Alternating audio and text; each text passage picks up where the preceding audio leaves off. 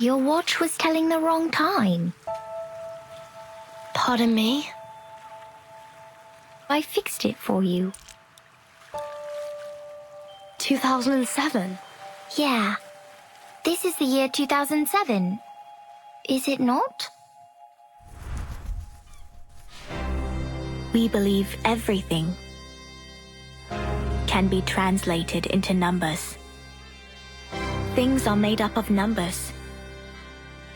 And mathematics is the key to opening the gate of truth. How is this possible? You use a maths model to forecast the storm, and its results perfectly match what the Foundation recorded. We just worked out the patterns in the number sequences.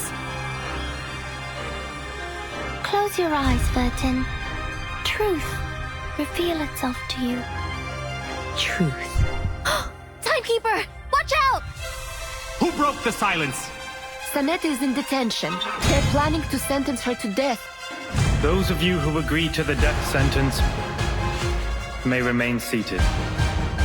Who wish to commute Miss Saneto's punishment, put your pebble into the pots in the middle of the hall. The pure blood arcanist community. The unknown arcanum power. And the obsession with certain knowledge or identity. Sound familiar? I take not thought for needless disputes.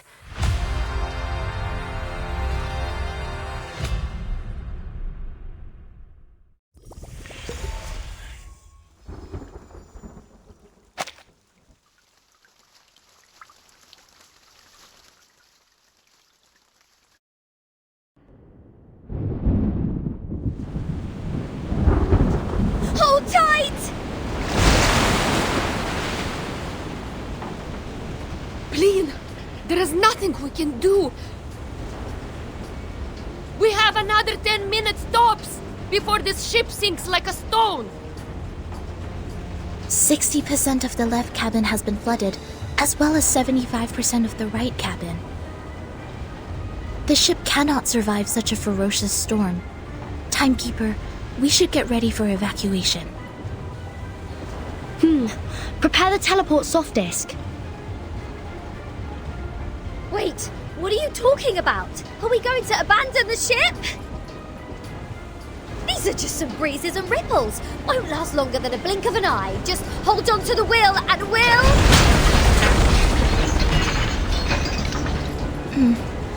That sounds like the turbine just cracked.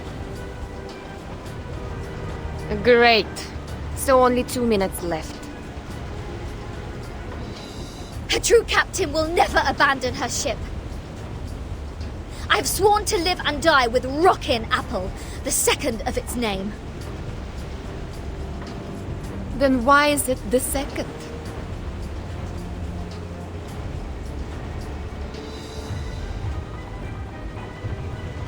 Damn it. Sotheby just bought us this ship. I racked my brains to think of all the assurances I could give to get that governess off my back. I think it's better for us to embrace the fact that all things would come to an end, Captain. Sometimes, deserting is to leave for another battlefield.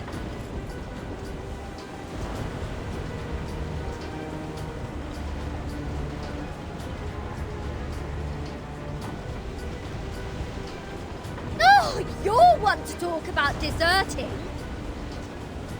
If it wasn't for you, we wouldn't have ended up like this in the middle of the... Timekeeper, we have an emergency. The teleport soft disk can't be activated. I've tried other contingency teleport incantations, but none of them worked in this area. Neither did the communicator. It's as if something is jamming the signal. I see. I have a question for you, Saneto. Please, Timekeeper. In the field mission evacuation instructions, apart from the part about asking the Timekeeper for help,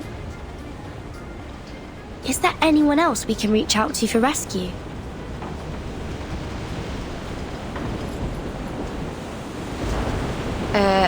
Seriously, Vertin.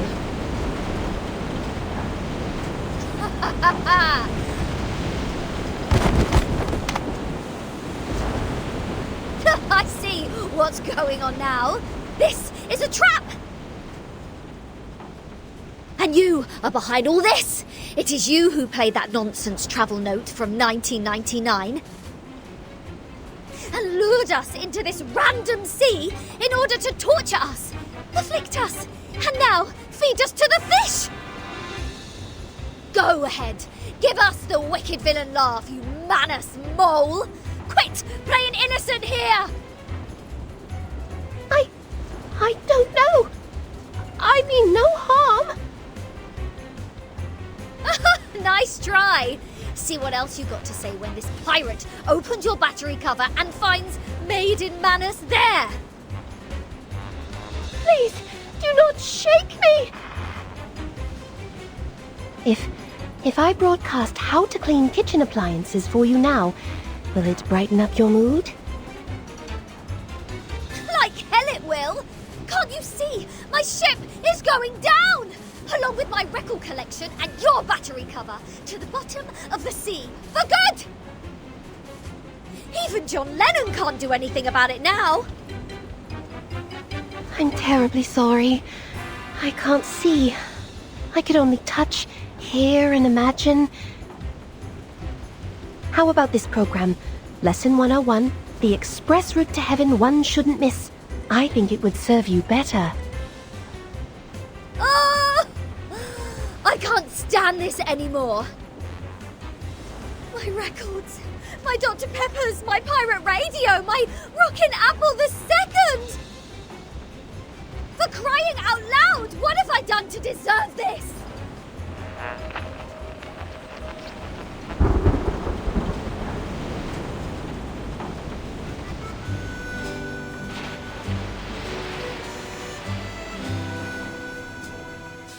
Well, she did try her best to pick the music. Though no one is in the mood, I think this piece is not bad. As to Regulus's question,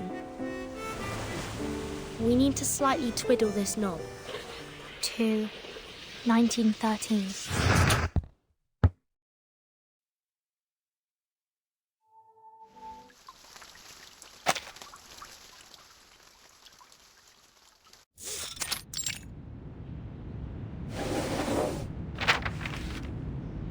This is...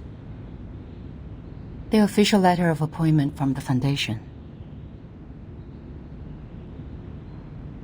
Congratulations, Vertin. After the long evaluation period and the re-examination, the Storm Reformation, Manpower, and Discipline has been officially approved by the Pact's Security Council. Team Timekeeper is now a legitimate, independent department. You are now granted a more flexible autonomy and independent budget.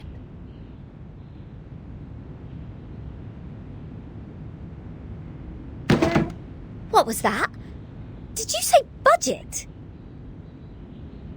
Does that mean the Foundation will assign me a new ship? Unfortunately, independent means doesn't rely on others. I can apply for a ship for you, but it's not guaranteed. Misers. Fine. Not that I wanted an obsolete ship painted in greyish shepherd check.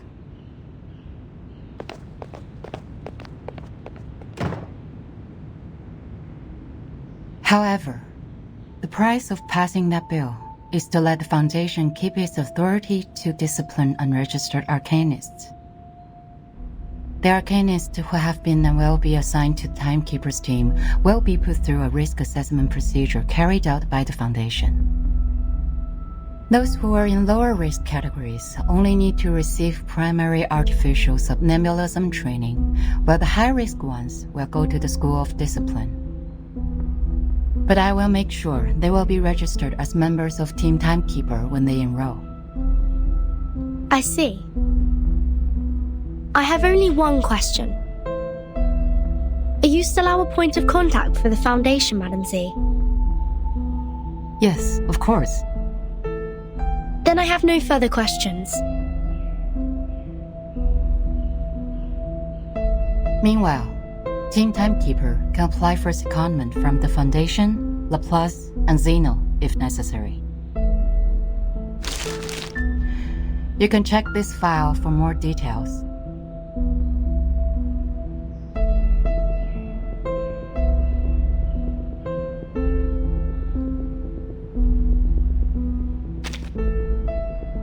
It stays the same.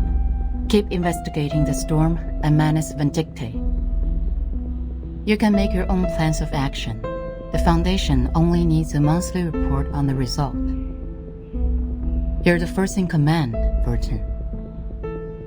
Okay. You already have a target, I assume.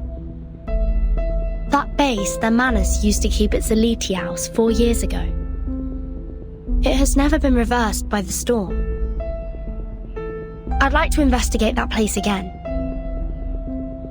So you've been there many times. Well, that'd make a good start for Team Timekeeper. I'll arrange for some people to meet you at the base. I think you'll have a great time together.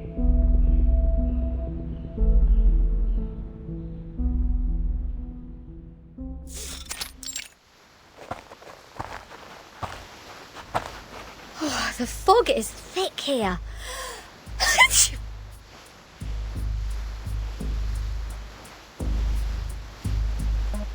It used to be the nest of Elitiaus, a kind of creature resting in valleys with abundant water resources. What's more, it's winter now.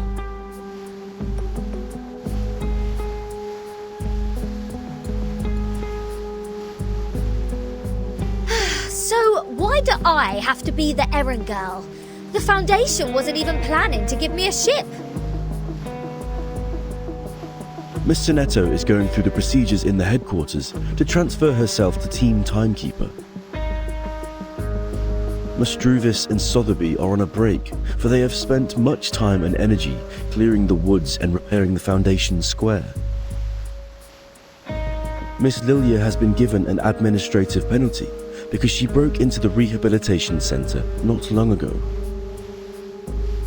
This leads us to the current situation, where only the captain and this apple are able to act freely.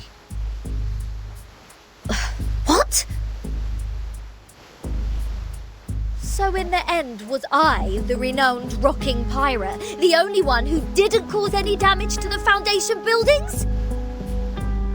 Ugh! I have never felt so humiliated in my life!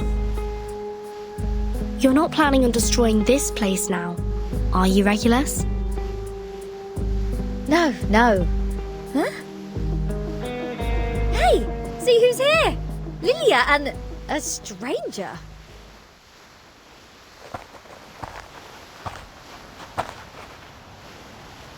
What took you so long? Fell into a gutter?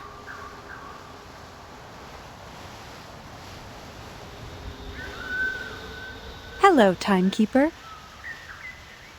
My name is Moisson. My employee ID is SF27602191908238X. I believe Madame Z has told you about me. I am now an official member of your team. Miss Moisson, welcome to the team. Madame Z said you're an excellent tutor in Arcanum. She's too kind to say so. In fact, I have a lot to learn from you. Also, thank you for taking good care of Miss Sotheby.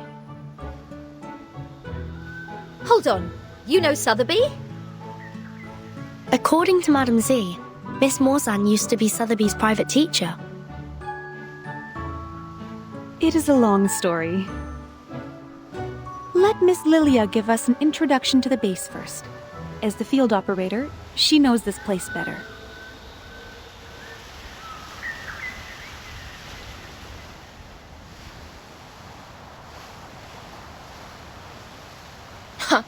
After I got promoted and transferred to the headquarters, those exciting outbound missions have been removed from my schedule. In short, although it's called the base. The only place unaffected by the storm is a narrow, 20-meter-long corridor, no larger than a hunter's lodge. My former fellows had already searched this place from top to bottom. Those Laplace dudes had even sent in their lapdogs to search here inch by inch. Found nothing but some excrement of the Alitius and the dog's own poop. There might be some clues that are invisible. Regulus is a specialist in optical arcane skills. Maybe she can find something. A specialist? Well, I'll take that as a compliment. But for the record, compared to searching, hiding treasures is more of a pirate's lot. So if it were up to me to hide treasures in this place... Please hold on for a second, Captain Regulus. The fog seems abnormally thick.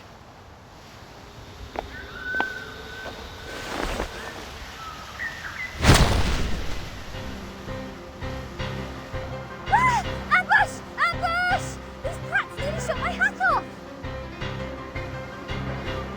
Lucky you, they hit the jackpot right away. There shouldn't be any ambush in this place.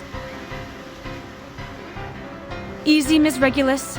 Please carefully retreat to my side.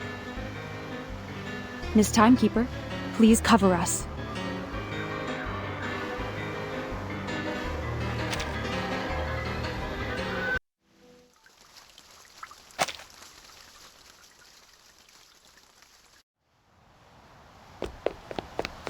Hold on. It was a misunderstanding, Timekeeper. We attacked to defend ourselves. We are not the enemy.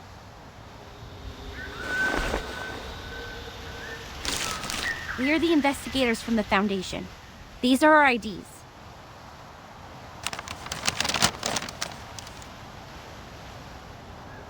The base has been deserted long ago, right? What's the purpose of the investigation now?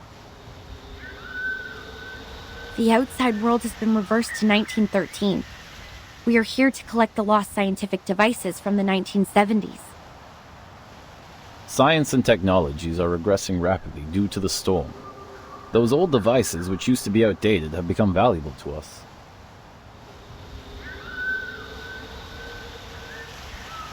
I see. Do you mind us investigating this place? It won't be long. Sure. We are glad to give you a hand if you need it, Timekeeper. Good. I have some questions about the base, and I wonder if you may help.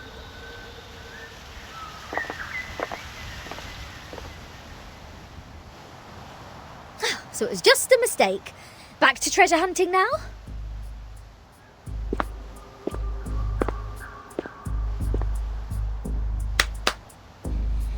Let's see what Zeno and Laplace have left here. Infrared shotgun. Oh, Maglev autofeeder. Kato calibrator. Oh my god! And a full box of Laplace's military chocolate. Vertin! Come check it out! This is all good stuff. Solid MREs. This pirate with a heart of gold wouldn't mind tasting it for you. I don't mean to rain on your parade, but even dogs won't eat those things. It makes Alitia's excrement smell better in comparison. That being said, to the best of this apple's knowledge, canine animals shouldn't have consumed any food which contains theobromine anyhow. Then can I have it or not? There is nothing to be worried about, since the captain is not an animal of the Canidae family. Well said, as befits the first mate of mine.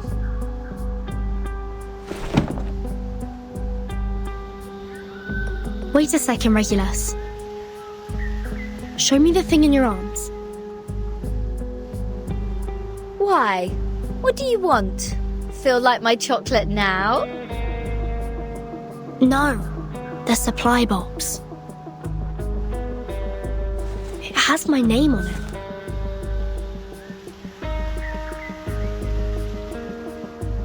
Wow, true. Are there any other Vertin in the Foundation? As far as I know, no one is called by that name but me.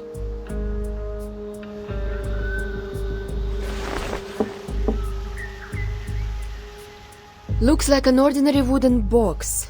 But these ordinary boxes are always the most dangerous.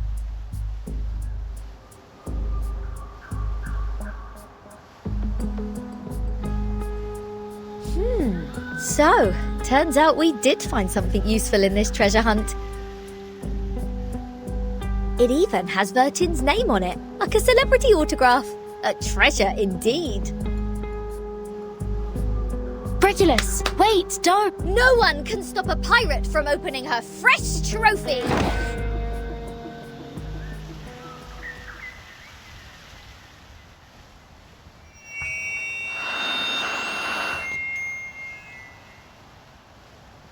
News of the day. The outcasts held the 11,231st pep rally in the Mammoth Cave, Kentucky. They eventually unanimously passed the principle of dozing in spring, relaxing in summer, slacking off in autumn, and hibernating in winter. Practical Modern Incantations has now been reissued for the 77th time. We are now at the end of the 20th century. This book still remains the #1 book on the list of most regretful purchase on Classic Score by The New Yorker. Biographer Erd has recently published her latest travel notes, Roaming in a Peyron, which has started a new round of craze for traveling in the Aegean Sea region. The chief editor of The Voice of the Millennium strongly recommends this book, praising it to be the literary reproduction of the romantic, elegant, and classical dreams, a glimpse at the golden era. Among them, criticisms abound. The Babylonian Review issued a warning that the author's observation of the Apollo star was fatally inaccurate. Self-driving tourists can easily get lost in the Gorgon current backwash if they do not correct their direction by 3.14 degrees on the Ford Sextant Model T. Time for late night news. What? End of the 20th century? Voice of the Millennium? Is this radio broadcasting news in 1999?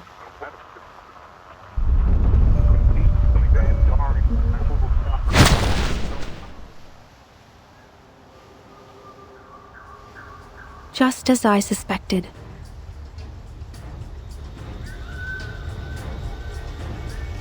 Since Timekeeper hasn't reported the time of this era to the Foundation,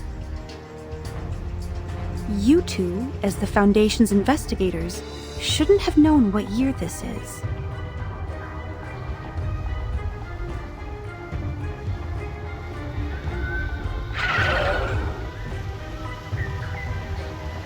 In such pouring rain, time is the best proof of identity. Ha! I get it. Not a bad plot. Miss Morzon, watch your six. Let us help you.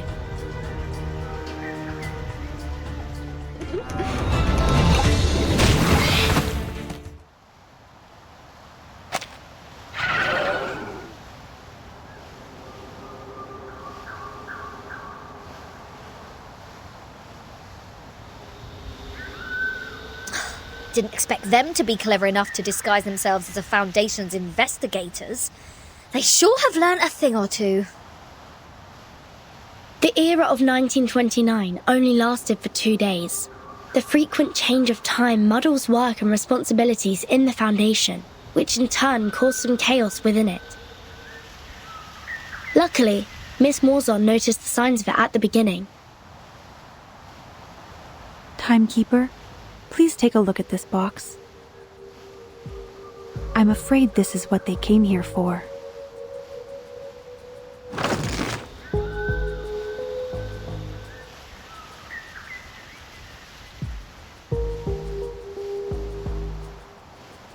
This This is... the Manus Master used to stay immune to the storm.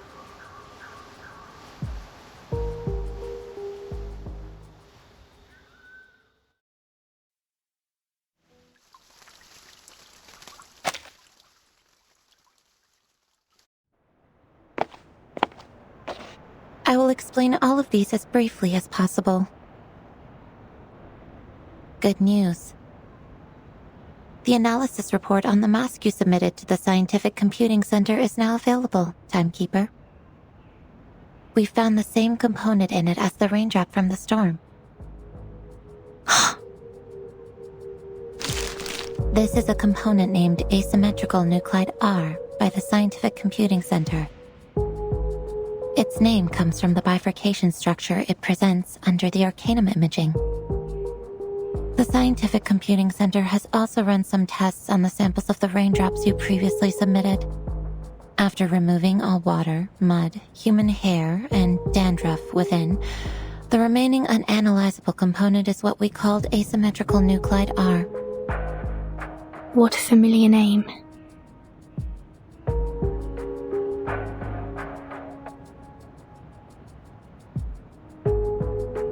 But it disappeared right away and we only have a photo of it. Fortunately, we extracted the stable form of it from the Manus mask. It might be the key to staying immune to the storm. Does that mean it'll be possible for the Scientific Computing Center to develop protective gears which are immune to the storm? Like the Manus does? Seems to be so. A credit to you. The whole center is crazy about it, and I am responsible for passing along the good news on behalf of my fatigued colleagues, who stayed up all night and suffered from neurasthenia.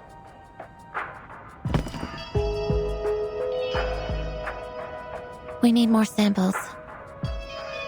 This is a sampling device for Asymmetrical Nucleoid R. It's the one and only. The manual is in the interlayer. Thank you, Mesmer. I'll be careful. Don't be. I'm just delivering this for someone else.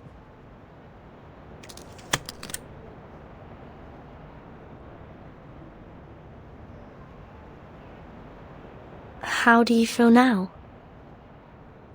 I'm sorry about what happened in the rehab center. I'm good.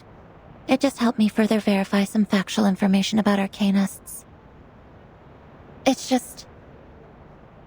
I thought you weren't one of them, Vertin.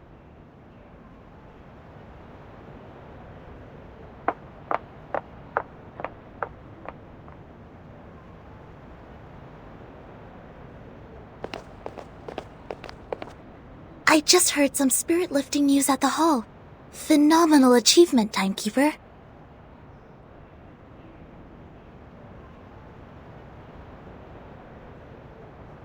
It's a tremendous breakthrough in our fight with Manus Vindictae.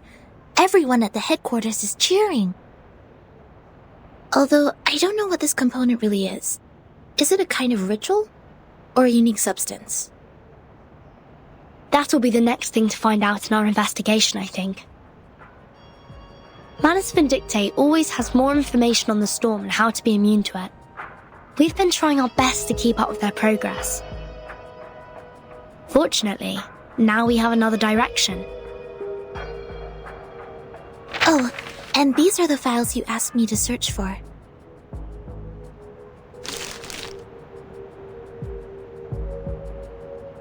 Luckily, the SPDM library has every single issue of Global Arcane Geography since the 1960s.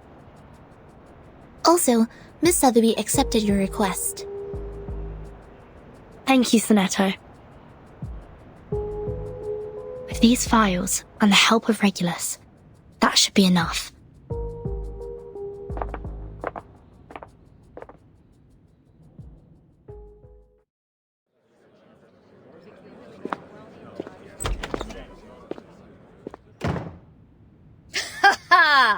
Yeah, go on. What else do you get except for playing dumb, you cunning flower-headed tin box? Speak! Tell us what you know! Like, what were you doing in the Elitiao's base? In what way are you associated with Manus Vindictae? And who put you in that box which has Vertin's name on it? I have no idea.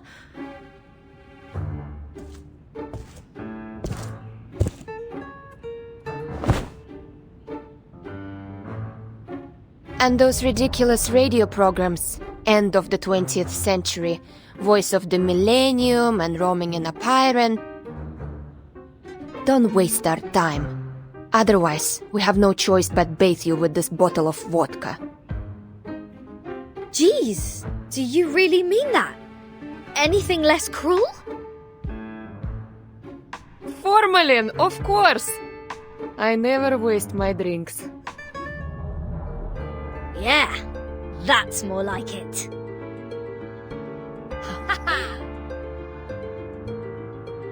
But I really don't know anything. I'm just the receiver of signals. Please believe me. When I woke up, I was already in that box. This interrogation won't get us anywhere.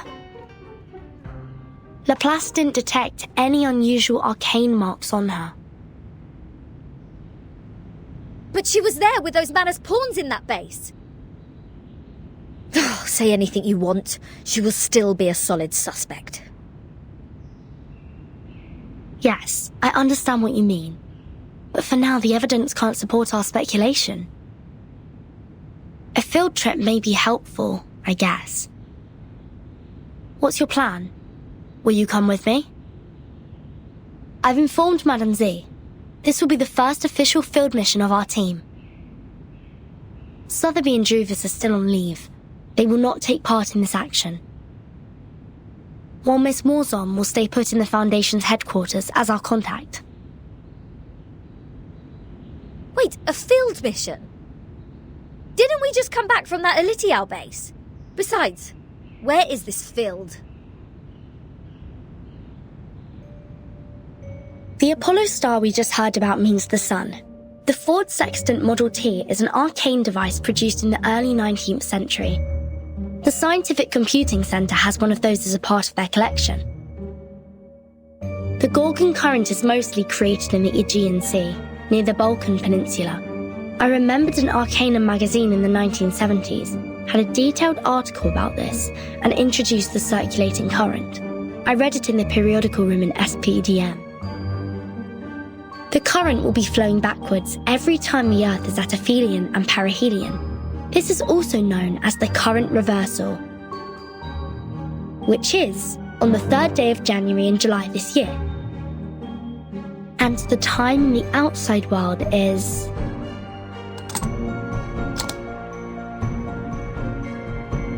January the 1st, 1914. Are you saying that all those broadcasts are leading us to an actual place? Why? I thought we'd have a nice break after this. Regulus, you've been longing for a ship, haven't you? What if I tell you that I've got you one?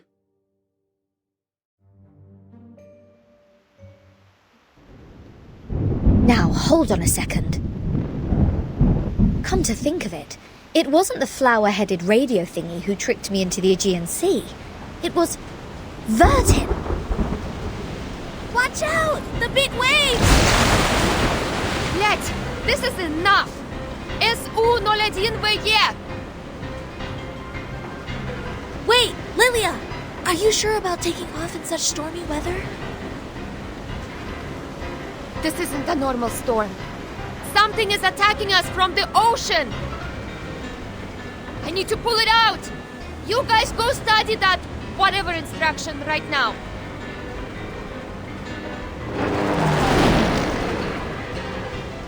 Haha, I finally got you, damn bastard. It's my turn!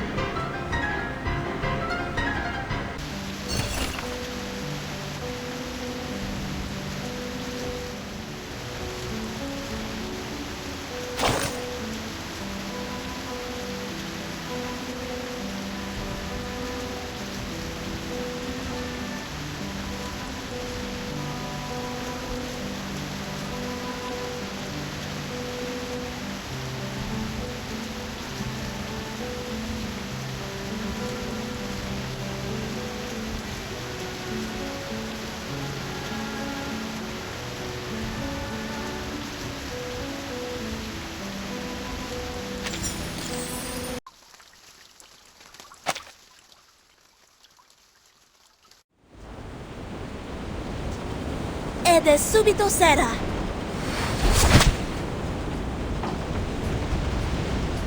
Well done, Sinetto.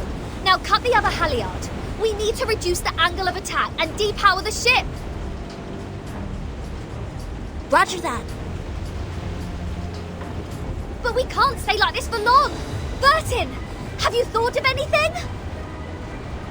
It's not working. I've tried different ways, but the Tempest blocked every signal I sent for help. So is that it? We are as good as dead? Wait, there might be another way. I'm sorry, Miss Radio. I need to borrow you for a second. Huh?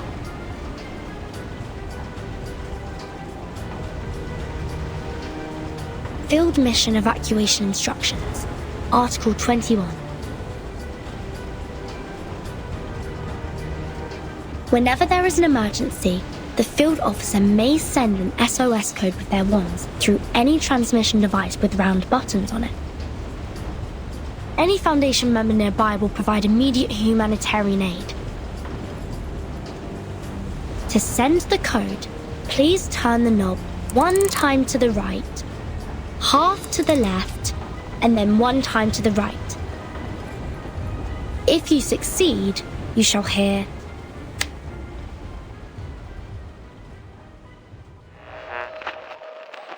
May the peace be with you.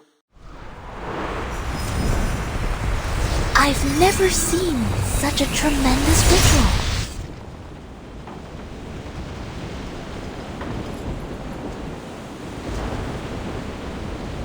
We are the Special Mission Squad Razor. Please show me your ID.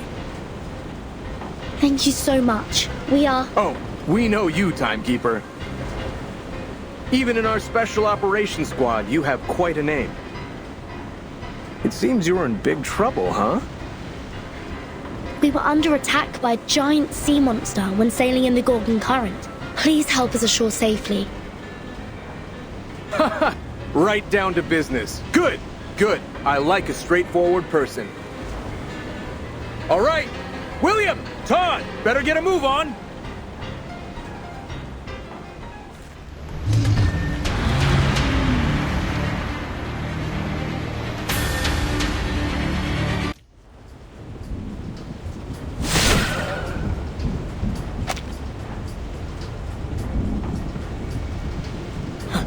Incredible! Is that a full-size Gorgon? I've only read about this ancient sea monster in literatures. Watch out! Its eyes will turn you into stone! There has been no witness report of a Gorgon since the 12th century. I thought the current was simply named after the mythology. Well, it's my privilege to have the chance to fight against it, huh? William, Todd, let's see who gets it down first! Entities should not be multiplied unnecessarily.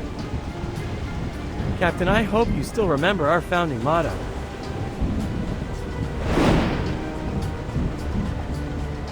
Want to compete with me in speed?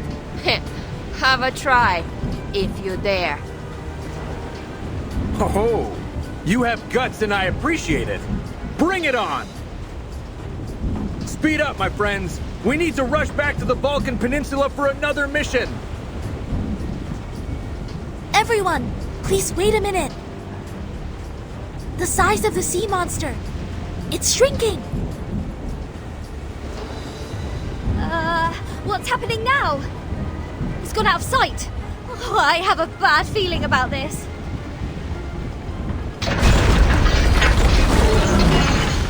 Not good. It's crawling into the cabin. It plans to tear the ship apart from the inside. Everyone watch out!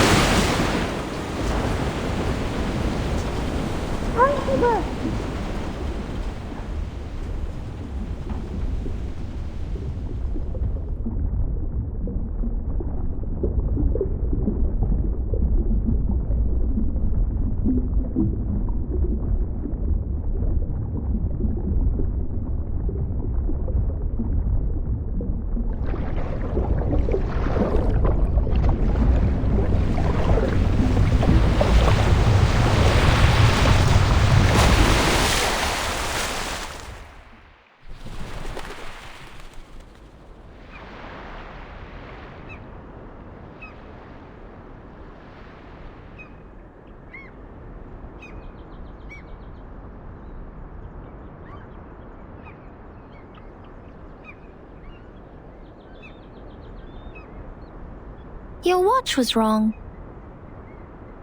Pardon me? Your watch was wrong. Are you talking about my pocket watch?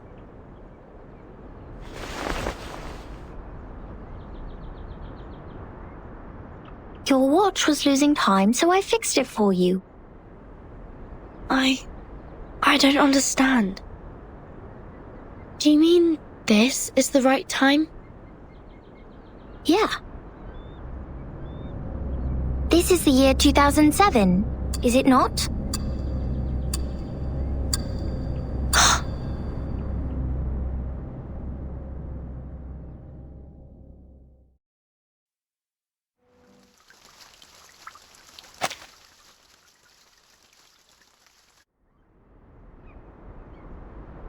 You're saying we're in 2007?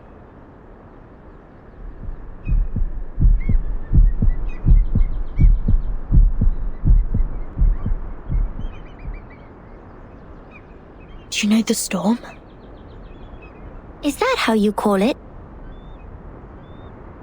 We call it the emanation. The tide of pneuma is pouring down from above and converging.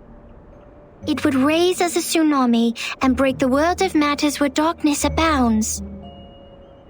I don't understand.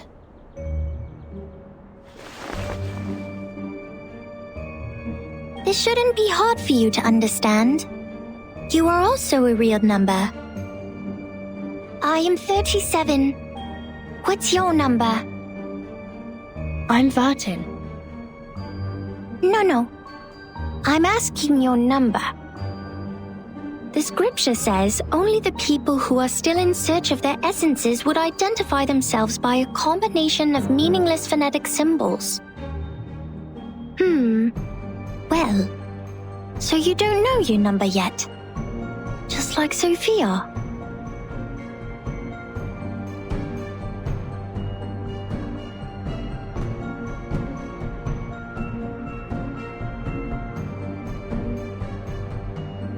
Have you seen my companions?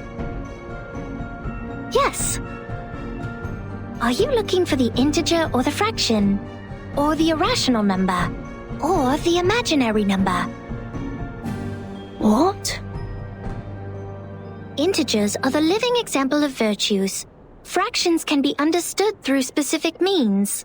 Irrational numbers are the free spirits, while imaginary numbers are the existence which doesn't belong to this dimension of the number axis.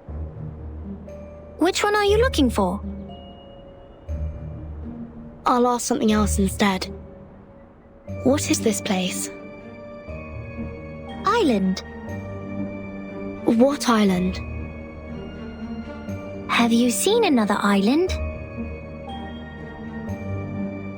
Maybe another question. Did a biographer named Ard visit here before? In 1999? 1999? Oh, 1999! 1999 is a lovely, centered triangular number. But I believe this number has been abused in the Doomsday stories. I mean, people are too invested in its meaning. In fact, 1999 is nothing special compared to 1991 and 1993. However, 999 is a brilliant number. It is a Capricorn number, a palindromic number, and the largest 3-digit natural number. Sorry to interrupt, but I only meant to ask about Erd the biographer. She'd been here on this island and written a travel note called Roaming in Aperon. Does the name or the book ring a bell? I am sorry. I have no idea about the fragments of matters you're talking about. Fragments of matters? Help! Somebody help!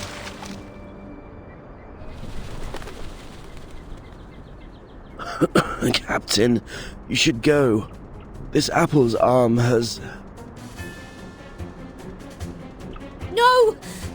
Apple, stay with me for a little longer. Piss off! Shush, you wicked dolphins! Mr. Apple is not your breakfast, nor are my records. Huh? Isn't that Vertin? Vertin! Are you done with the standing and staring? Come give us a hand!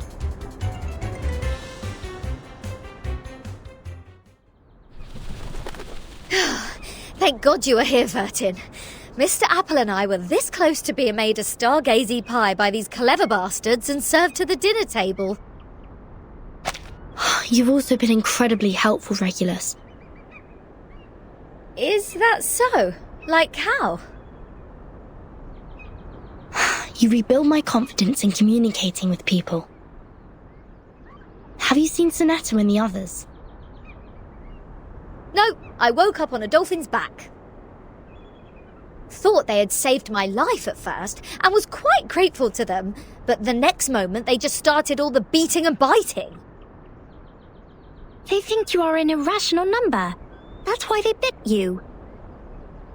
Whoa! This little lady made me jump. Vertin, who is this long-haired stranger?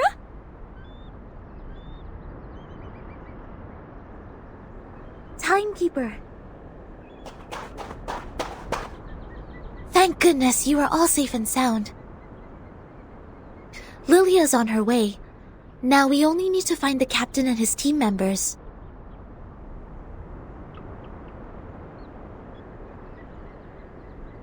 Sonetto, these people are... They are the Apuron believers. They lent us a helping hand after the ship went down.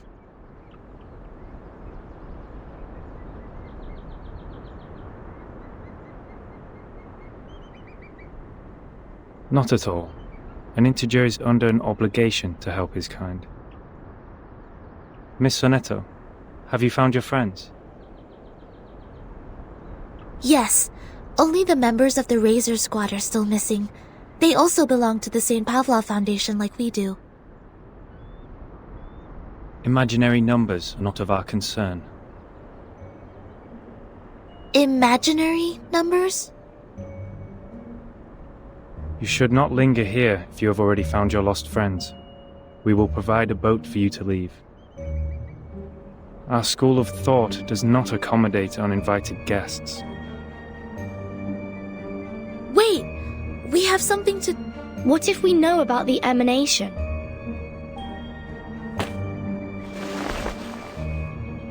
We are the investigators from St. Pavlov Foundation. We are glad to share the information about the storm, or the emanation. Please grant us entry to this island so that we can share them. Timekeeper? I'll explain to you later. Trust me. Please, Sonetto.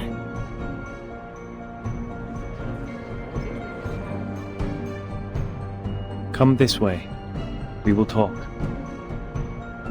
However, only integers and fractions are welcomed here.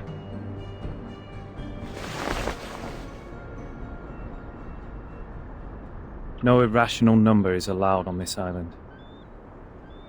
Throw her into the sea. Huh? Wait! Now hold on a second. I said hold!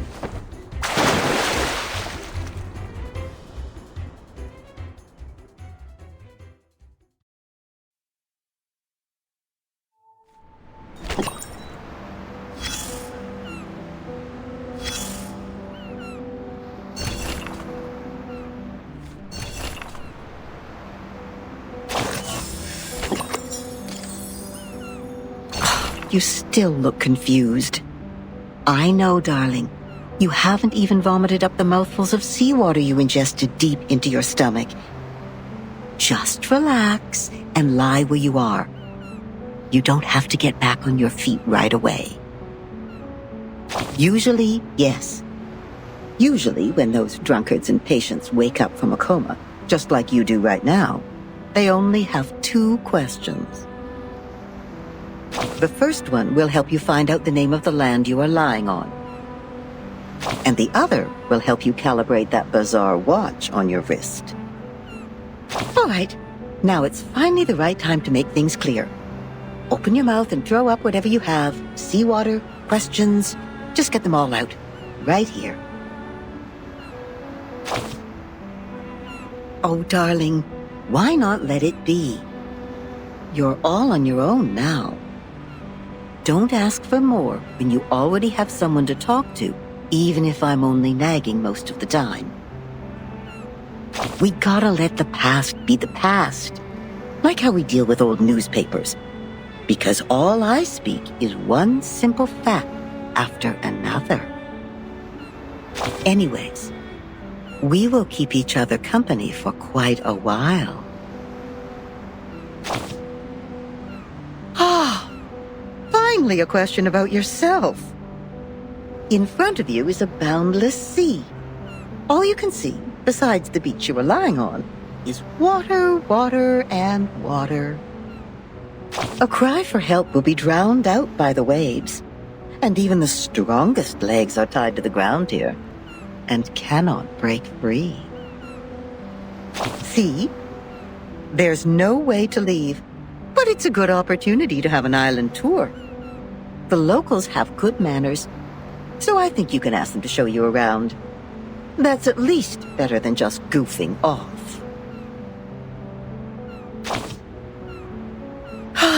Not even you can avoid asking this question. But a kind-hearted soul already told you that time is moving forward as it used to be, step by step.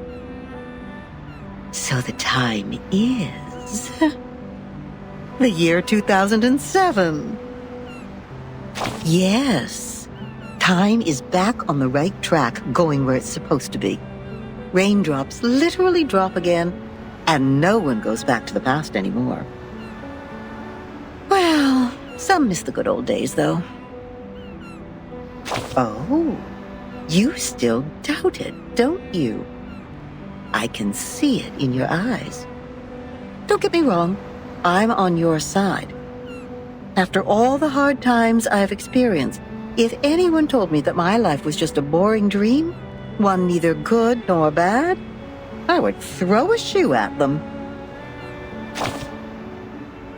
I can tell you are being burned by anxiety. But to find the time you want, we need to comb through the situation. Like how you do with your hair. Time is like a soccer tort, and now it has been divided into many pieces. On the largest piece stands the white chocolate card. Yes, the last good days of the 20th century. The gentlemen are still growing handlebar mustaches, and the ladies have not yet flattened the curves on their bodies. New money buys one art piece after another to show off their good taste. They don't even mind turning their homes into museums. A cafe named San Marco officially opens, gathering the most outstanding intellectuals and writers of the time. They talk and laugh there as if nothing could stand in their way. Then the cafe receives a neurologist whose briefcase carries the interpretation of dreams, and celluloid film and projectors become a new means of expression for artists. At this point, helmets remain intact in the warehouse. Gauze only works in hospitals. Bullets only fly in the firing range, and the flame that swallows lives is not even lit. But soon enough, the young people who swore to retrieve their homeland will take up daggers and guns to fulfill their oath. Buildings will shake like a leaf, and rocks will fall off and hit the walls. Screams will try to break free from people's throats. And at that moment, a clip will be loaded secretly in the name of supreme honor. The golden age is about to end. A vortex of blood is already swirling in the river of time, waiting to devour everything that passes by. When that actually happens, all the beautiful curves derived from nature, the B-shaped brooches, the punch, the eiderdown duvets, everything will be destroyed, leaving only an insurance contract behind. And it doesn't even work. Even this cafe will be smashed into concrete pieces. See? We have combed the hair now.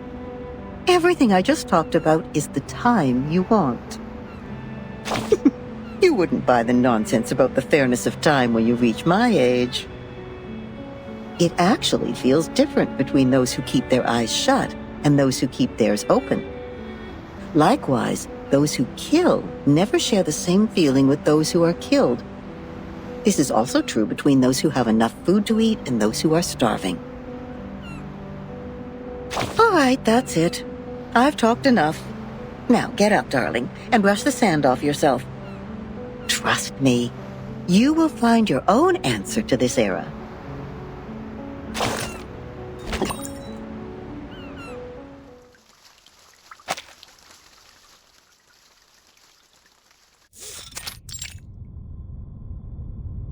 Yes, all is well. Those dolphins sent us to the other side of the currents. And one more thing, Captain, and I'm asking this with no ill intention. May I know your lineage?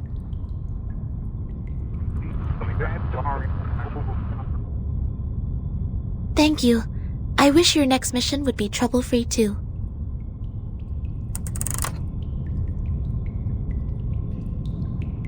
The members of the Razor Squad are all humans. It's clear then. Real numbers refer to arcanists, and imaginary numbers mean humans. Then what is the rest of this nonsense? Sonetto, Vertin, and this apple are integers. While Miss Lilia and I are fractions. Don't bother asking. I'm pure blood. This apple is also made of pure apple juice. I only consume 1.5 volt DC. So it's not determined by our lineage, or regulus would have been an integer too.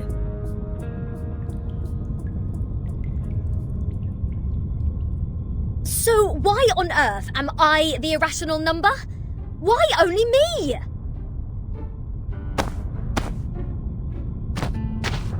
Unfair. I demand the ruling to be changed.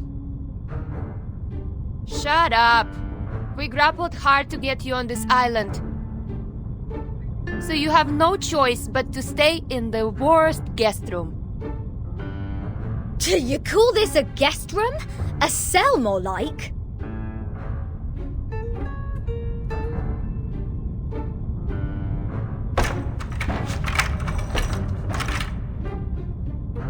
Perhaps this piece of news will cheer you up.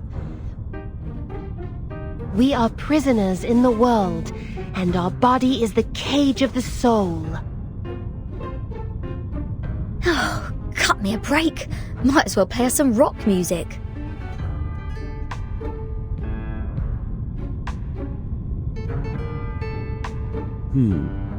Seems the residents on this island venerate integer numbers. And irrational numbers, or the non-terminating, non-repeating decimals, cannot be represented as the ratio of two integers, hence they are discriminated. No, no, no. Who are they to judge and decide me to be the irrational number? I was the only person who didn't cause any damage to the Foundation in the previous protest. Oh, why do I get to have the worst of both worlds?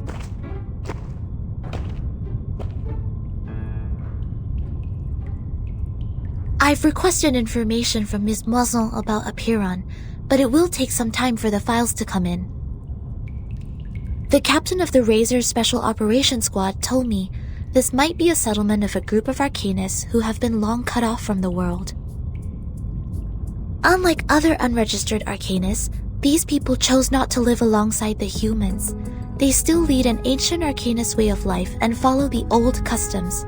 We must be meticulous when getting in touch with them. But they used modern mathematical terms. And that girl talked about Caprica. He was an Indian mathematician active in the first half of the 20th century. I think they are not living in complete isolation. They are still in contact with the outside world. This place wouldn't be affected by the storm, just like the Elitial base, Foundation headquarters, and my suitcase. The travel notes in 1999, Manus Vindictae showing up in Elitial's base, the storm, or emanation, they must be somehow connected. And we'll find our answer here, I think. Very energetic, Capitan. By the way, how come nobody's here to welcome us?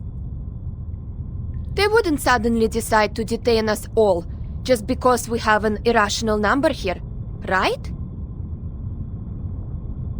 I'm with you all the time.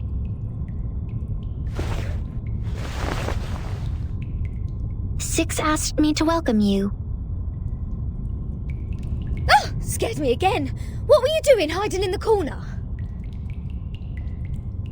Because it seemed you were in the middle of proving a conjecture. According to the scripture, disturbing others when they are giving proof of their arguments is as sinful as eating beans. I don't want to be bound to the rocks of the Caucasus Mountain and have vultures eat my eyes after my death. Eating beans? Eating beans is the sin of sins. The biggest, worst, and ugliest crime. People eating beans will never transmigrate. They deserve nothing but eternal punishment. What? Are you serious? Is this rule only for soybeans? What about broad beans, snow peas, chickpeas? And what does it say about other bean-based products? Beans are beans. You're funny. This doesn't even make sense. By this logic, aren't the coffee drinkers going to rot in hell? I happen to have a box of coffee beans in my bag.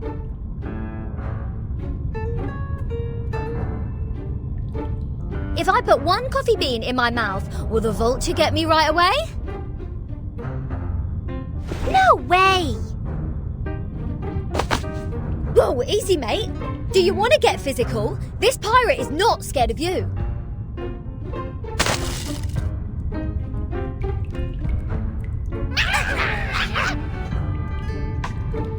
That's not fair!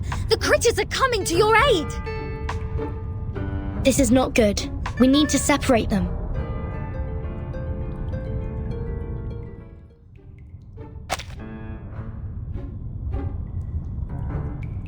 Let go! Let go! What are you, a dog? Oh, 13! Sonetto! Lilia! Get her off me!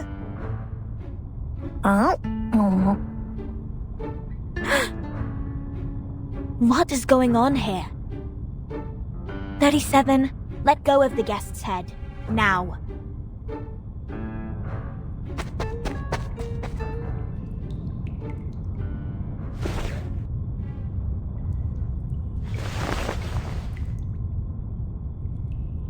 Sorry that I'm late. I'm Sophia, the corrector of Apiron. I will take over from here. Oh, finally! We have an ordinary person here. Please, let's talk on the way to the outside.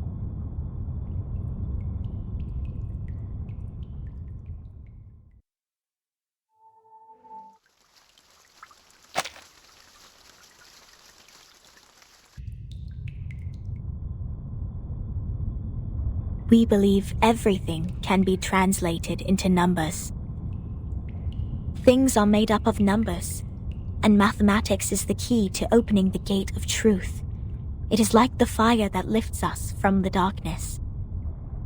This world may decay in time, but numbers will transcend the limit placed for all other things in existence.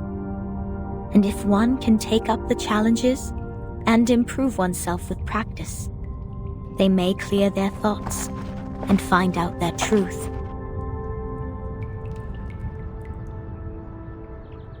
That is, to find out the number of their soul. Oh, this is more like a place for proper conversations. Broad, open, as vast as the high seas. Hold your horses, Miss Regulus. If you were to speak of consuming beans again, I will have no choice but to send you into the depths of the sea. Fine. Haven't done anything yet. Miss Sophia, could you please repeat all the taboos on the island? It was too dark in there. I didn't take them all down. Worry not, Miss Sonetto. I have them all recorded.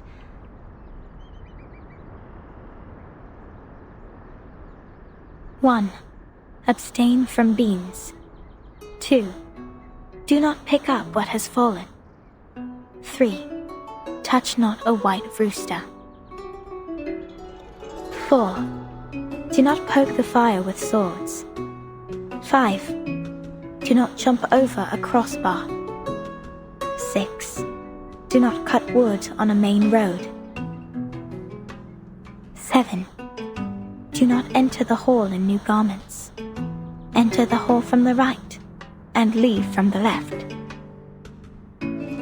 8, do not keep swallows around your house.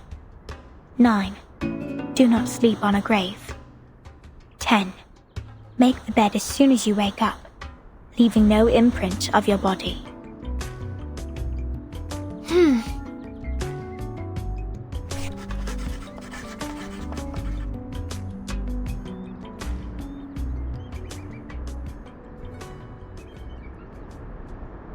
What strange obsessions are these? Even the police in London would be less officious. This is an archaic arcanist group we're dealing with. I assume they have their own reason for these. But what else are we going to do if we can't pick up the things on the ground? Just let it rot? Oh, this doesn't even make sense. You are indeed an irrational number. Huh? What about me? Though I can't identify the exact number of yours, it's never too hard to tell the number types.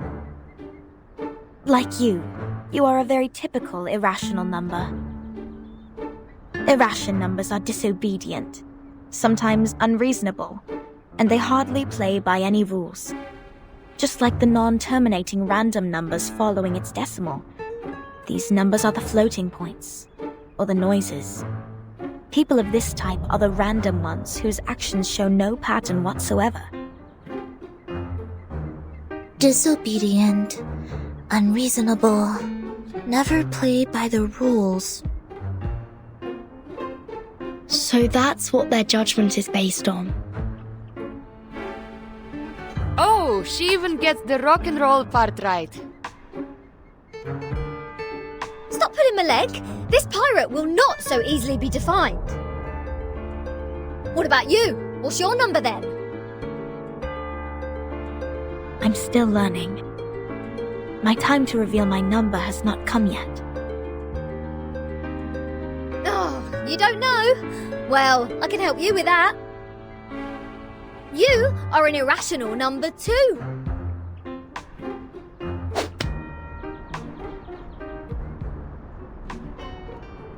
Ouch! What is this? A grape? Huh. A perfect parabola.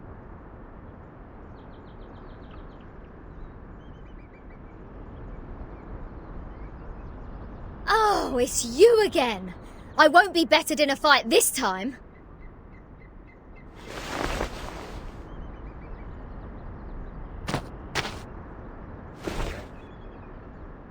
"37? Shouldn't you be off preparing for the doctrinal meeting?"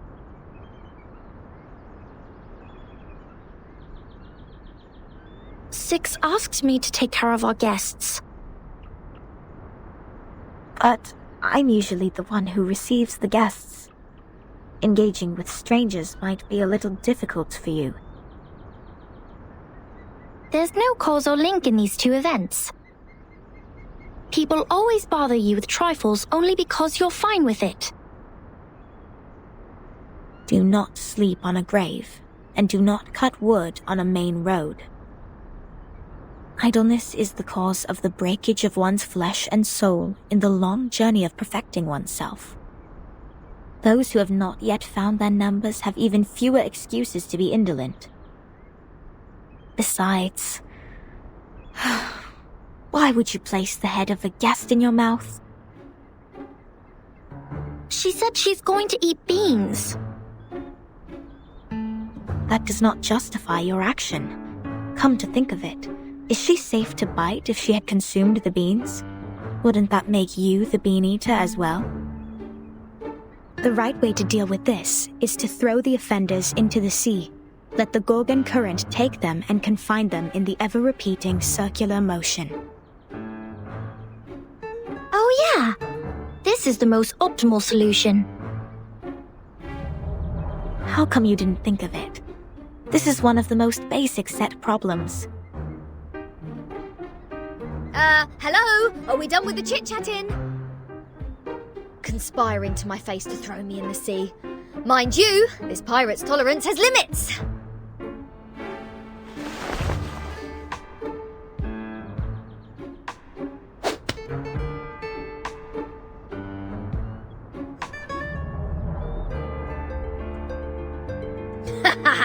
Right in the bullseye.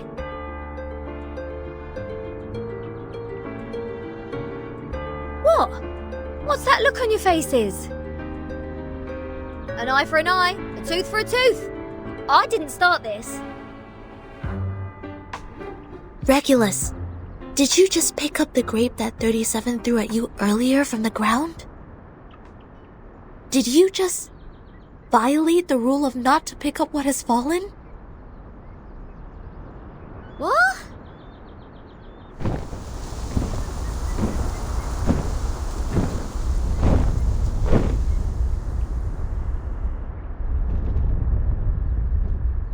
Get down! Abraxas incoming! It will take the offenders with it! A chicken's head and two snakes as a feet. What? What on earth is that? This is not good. They seem dangerous. Regulus, come to my side.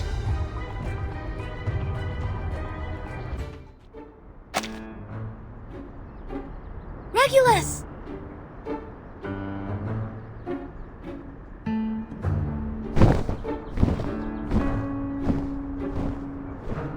Captain! I can't leave her alone. This apple shall follow her.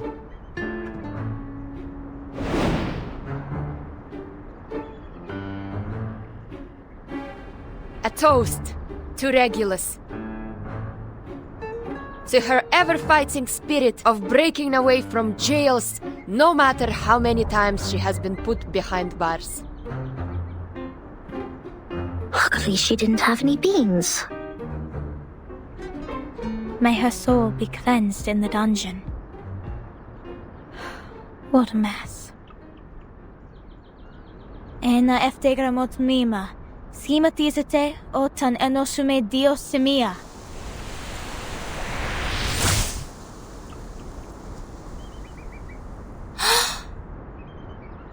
Timekeeper, did you see that? The arcane skills cast by the congregation on this island are very different from those we have seen. Mr. Apple is with Regulus. She won't be in danger for now. Let's follow Sophia.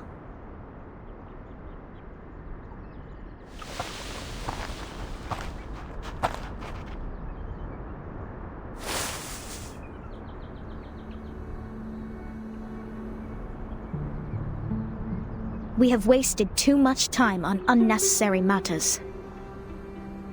Miss Furton, this is the place you've journeyed to visit. The Hall of Apiron. This is where we share our knowledge of Numa, which is also the storm you've been referring to.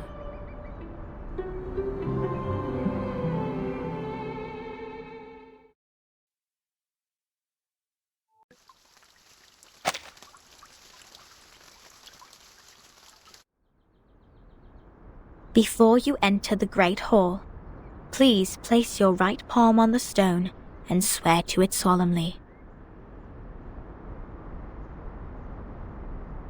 I wish to be baptized in the water of Gnosis and be rid of the long darkness of ignorance. I ask my tongue to be taken, for it has spoken mindless words, and I shall stay silent for the truth. I choose to leave the fragments of matters behind me and enter the great hall of forms as clean as a newborn. I swear to let matters stay in the world of matter and a form in the world of forms. I swear to reveal no secrets, or my heart shall be taken by the vulture, my body consumed in flames, my soul trapped in the endless wheel of birth.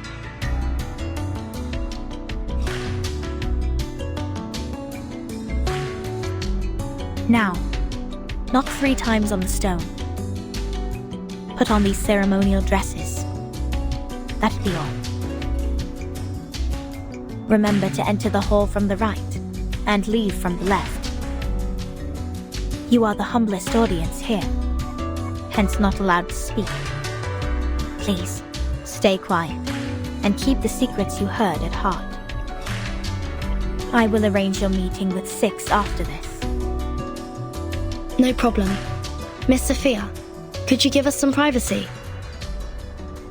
Please, enjoy. I have nothing more to say.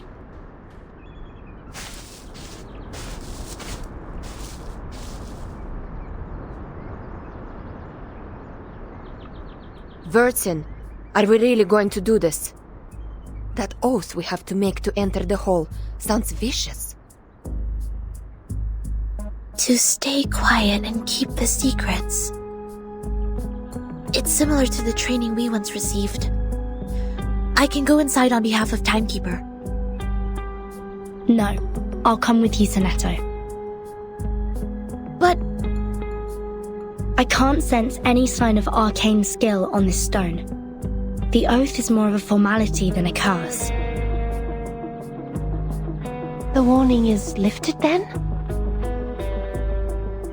But when Sophia repaired the floor in front of us with her arcane skill, there's no fluctuation of arcane power either. I can't even sense the slightest signs. It's either a kind of arcane skills we're not able to detect, or the moment we stepped onto this island,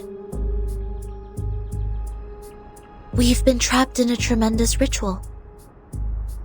That's to say, any arcanum used on this island is only a part of this giant flow. We don't know where this flow is leading us. We know nothing about it. It's too perilous, Timekeeper. I know, Sonetto. But as long as we obey their rules, we won't get into other trouble. The doctrine of the Aparan is to live in solitude and seek nothing but the truth. In fact, they've never been aggressive towards us. I think of this differently. Think. The pure-blood arcanist community, the unknown arcanum power, and the obsession with certain knowledge or identity. Sound familiar? Yet, we haven't spotted any traces of the Manus here. Manus Vindictae is like the rat living in the gutter. I don't think they will let go such a favorable chance. Which means we need to find out the truth. I believe in Timekeeper.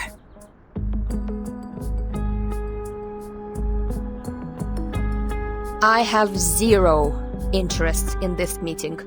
I'll stay outside to keep a lookout. Take care.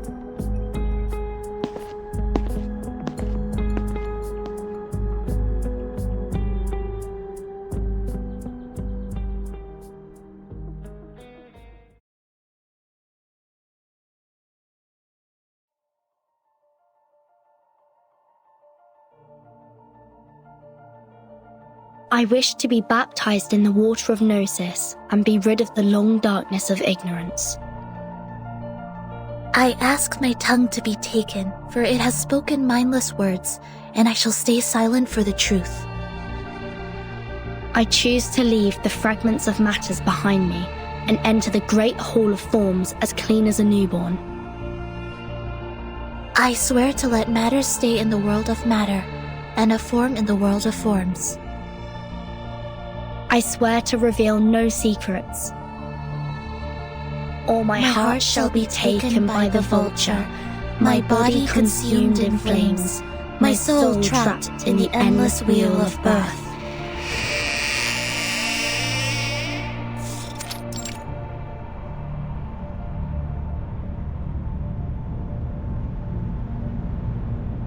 Fellow brothers, sisters, our quest for Gnosis had suffered 3 unprecedented crises.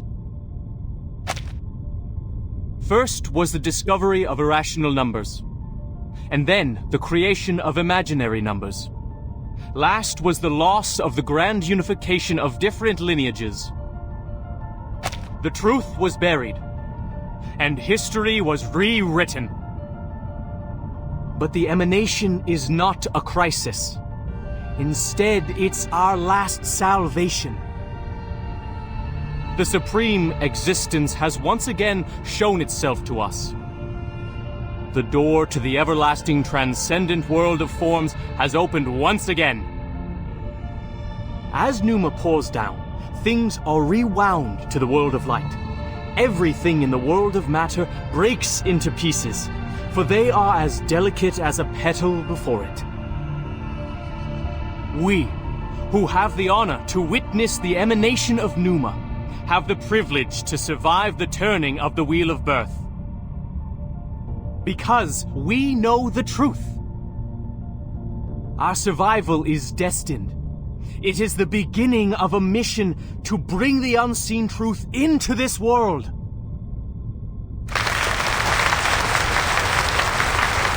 Thank you. The next orator is 37. Our smallest irregular prime, and the brightest star of Hermes.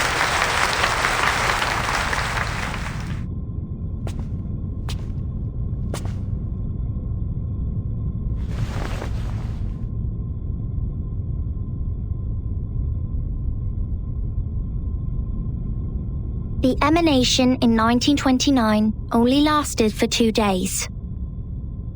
All methods to calculate the Numa emanation failed. We found no pattern in the occurrence of time reversal. All our efforts in the past 4 years have gone completely wasted. That's the end of my speech.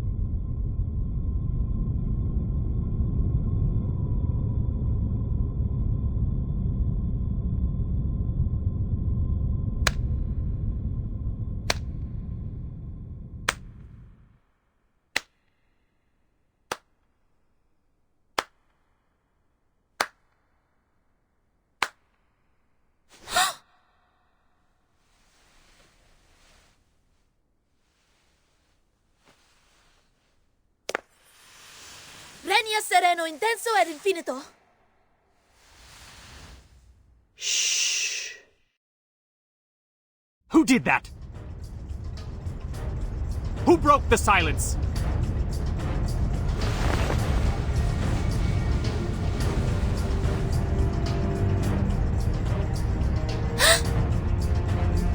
Sorry, Timekeeper. I just... Get ready to run, Snetto. The Abraxases are coming.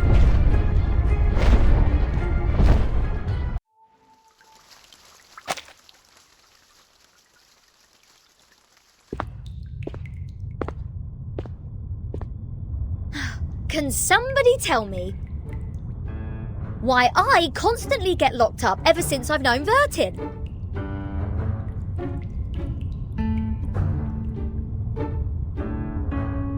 First locked up in a suitcase, then a Foundation cell, now this!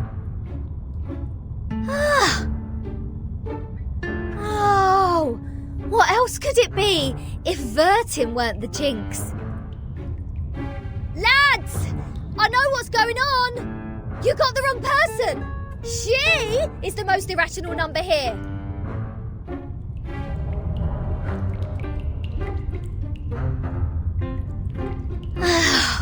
I'm knocked. What does it say here? Freedom will be granted once the proof is completed.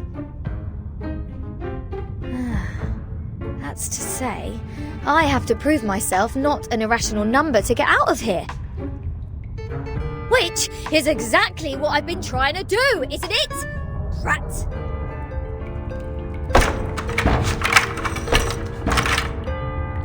Ugh!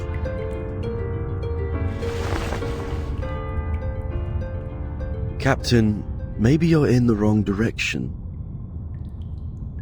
This apple presumes that the followers on this island have a close connection with Pythagoreanism. Pythagoras? That ancient Greek mathematician? The guy who said something about the opposite side of a right triangle? Isn't he the guy who lives in sometime BC? Maths is only a part of the Pythagoreans' achievement, but from a more universal perspective, they are a mysterious group of scholars. Believing things are made up of numbers, venerating integer numbers, abstaining from beans, and the religious collective lifestyle. These are all pointing to Pythagoreanism. The earliest Pythagorean school perished because of the discovery of irrational numbers, which explains their odium of it. At that time, a deviant student named Hippasus discovered root 2, and the theories based on the ratio of integers they hold dear were upended. Hippasus himself was drowned in the sea. This apple assumes they see the integers as the standard of virtue, and people can increase the number they rank through study and self-improvement. Besides, they are convinced that a numerical code is hidden in everything and everyone. Whoever can solve the code can obtain the truth of the world. Alright! Now I know what's going on.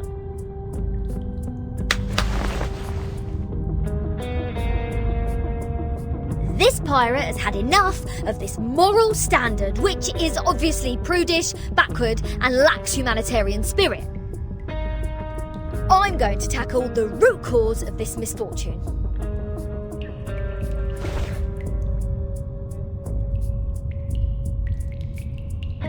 I'm breaking out! Why am I not surprised? The captain quickly gives the sufficient and prerequisite condition to prove herself an irrational number. This apple may be able to offer some help.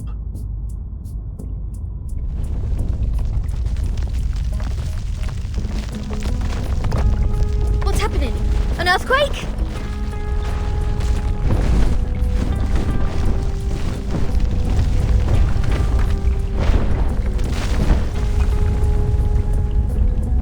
All Abraxases are flying in the same direction.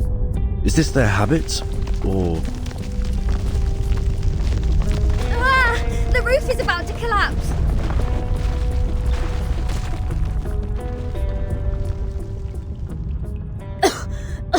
So far, this place has made the London Juvenile Detention Centre a heaven on earth.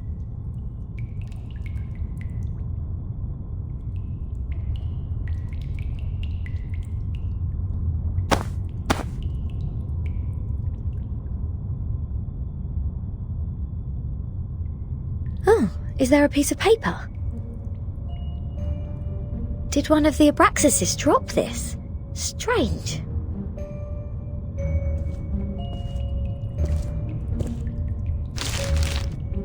The Unsolvable puzzle.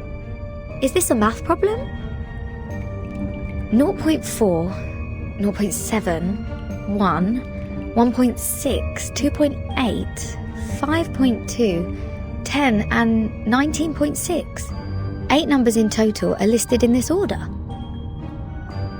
There are 8 symbols below, respectively representing the Sun, Mercury, Venus, Earth, Mars, Jupiter, Saturn and Uranus.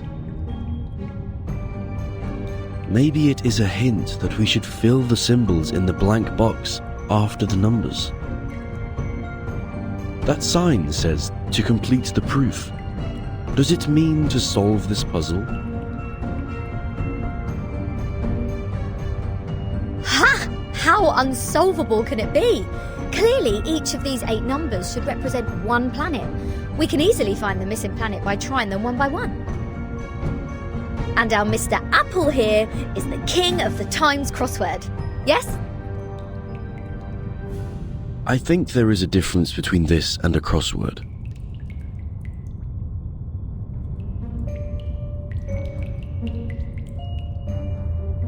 In this Apple's humble opinion, the ratio of certain numbers should match this number sequence, such as the radius, volume, or rotation period. Wouldn't the sun be absurdly large if these numbers stand for their sizes?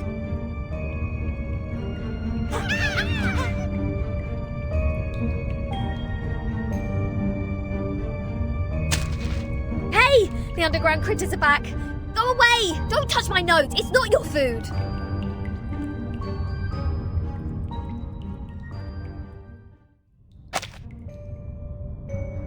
Hold on please, Captain. Seems like the critters are trying to tell us something. They are pointing at the sign of the sun. Is that so? Even the critters on this island know math. The sun. What if the sun is just here to serve as a reference point? I read an IAU's report in the Times 2 years ago. You know, the International Astronomical Union. Earth's average distance to the sun is approximately 93 million miles. As for Mercury, the average distance is 36 million, and Venus 67 billion miles. Let's say if we take the distance between Earth and the Sun as one astronomical unit, then the distance between the Sun and Mercury would be approximately 0.4 units, and Venus 0.7 units. There you go! These numbers are the ratio of their average distance to the Sun to the Earth-Sun distance.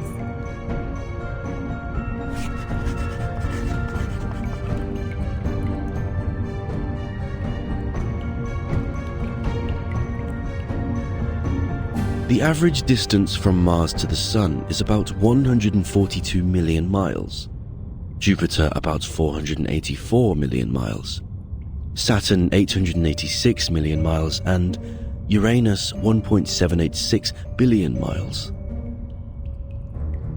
By rough calculation, and if we round the results to one decimal place, Mars would be 1.6 unit, Jupiter 5.2 unit, Saturn 10 unit, and Uranus 19.6 unit. That's weird. All these numbers one can hardly remember have become so clear in my mind. But if these numbers stand for the ratio of distance, what's the planet for 2.8? There's no planet between Mars and Jupiter. If the Sun is the reference, we will have one planet missing here. Is it really a puzzle unsolvable? Aha! Nothing is unsolvable.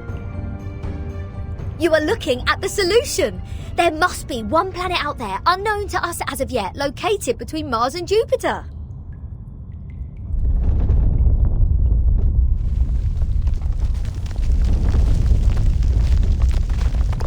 What now?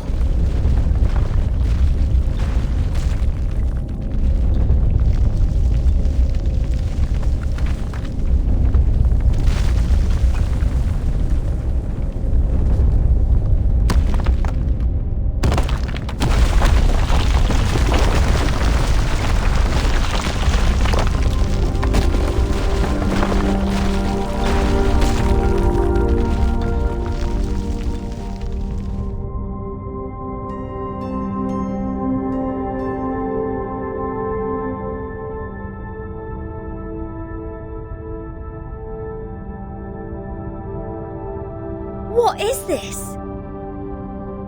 A celestial body, which I have never seen before. Captain, This apple has an impression on this. There is indeed a star between Mars and Jupiter. It is called the Ceres, discovered by Piazzi Giuseppe, an Italian priest in 1801. Ceres? Did we just validate its existence? Is the universe truly arranged according to this sequence? Could this be the ultimate key of everything? Regulus! Regulus!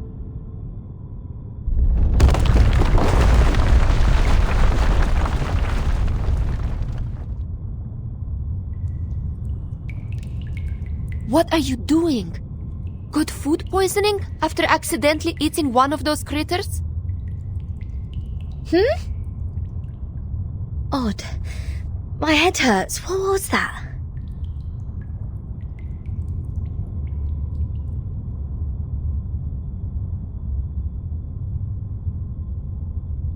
I'll make it short. Stanetta is in detention. They're planning to sentence her to death by giving her the poisoned wine. They what?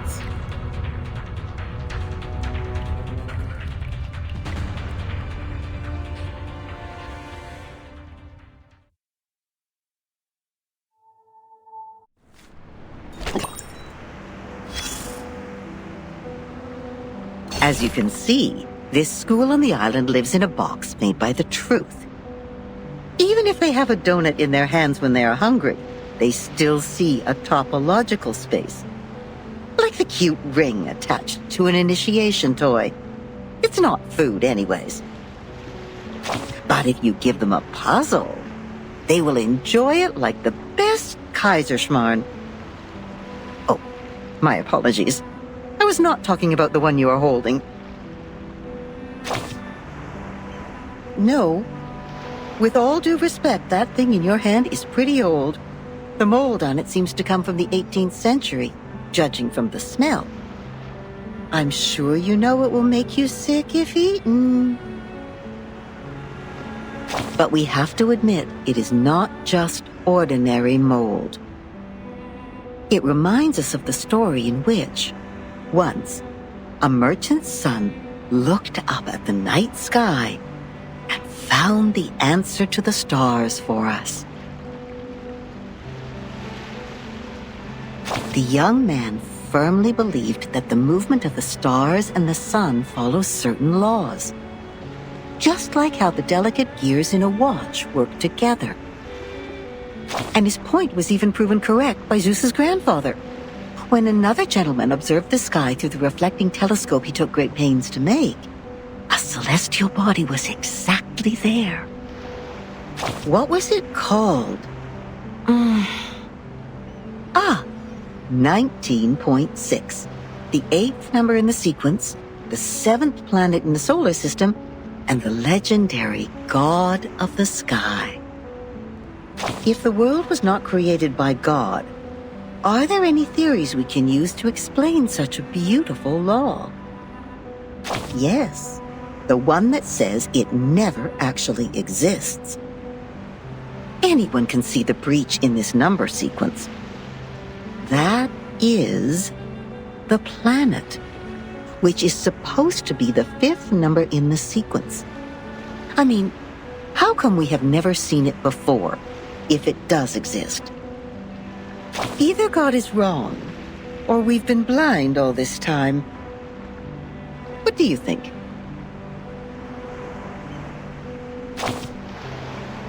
Oh, darling, I forgot that you are one of the boring people from the modern times.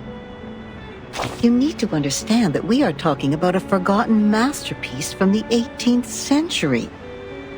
Back then, everyone still believed that the imaginary creatures living on the stars got to witness the birth of God's creations, and the everlasting temperature changes up there were set to punish the exiles.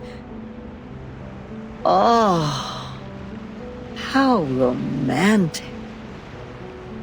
It was a beautiful dream, but it was still ended, eventually, by another discovery, the 8th planet. Not the Ceres nor the Uranus, but a new planet. People found it through more precise astronomical data and calculation, proving that the number sequence found by the merchant's son was only a myth. Now we are clear of what we've been talking about. It's an unsolvable puzzle. It makes no sense from the very beginning. We found the Ceres because it happened to be there. It is real, and no one can deny its existence. In other words, we can perfectly prove the rationality of mathematics because we invented it. It's been a good dream, I suppose. Now, imagine that you are walking alone in the darkest valley ever, trying to drag your fragile body upward as much as possible before it is worn out. Hoarse cries squeeze their way out of your mouth to ask for a response from the gods. Suddenly, an afflatus dawns on you. The next moment, a miracle happens. You are already at the top of the mountain, witnessing the rise of a huge celestial body from the skyline. Even if it's only in your imagination, you have just witnessed the dawn of the creation, and the shock is real.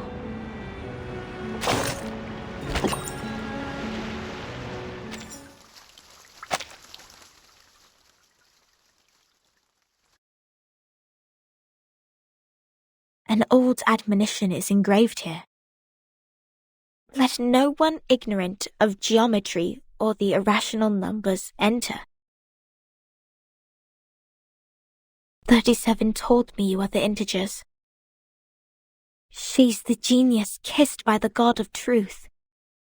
She can see our numbers and has never made a mistake. But I don't understand. Why would you break the silence at the meeting?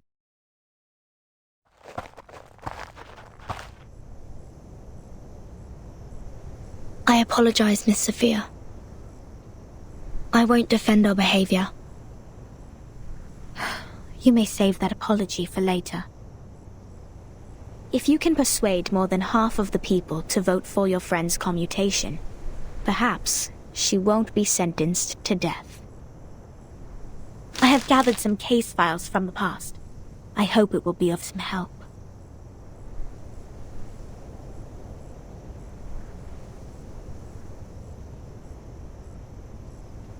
These files are... But won't you be in trouble for helping us? I have my own reasons.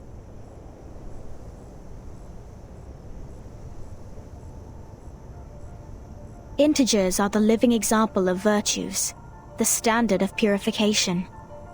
It represents a soul existing in the world of forms, a true being.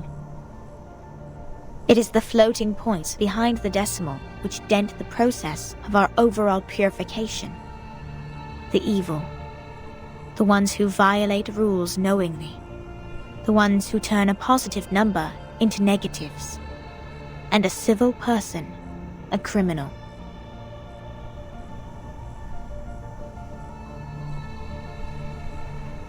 If integers like you would lose your life over some unintentional mistakes, wouldn't it be a great shame? Besides, I can't stand the idea of you being killed in front of me. Not rigorous.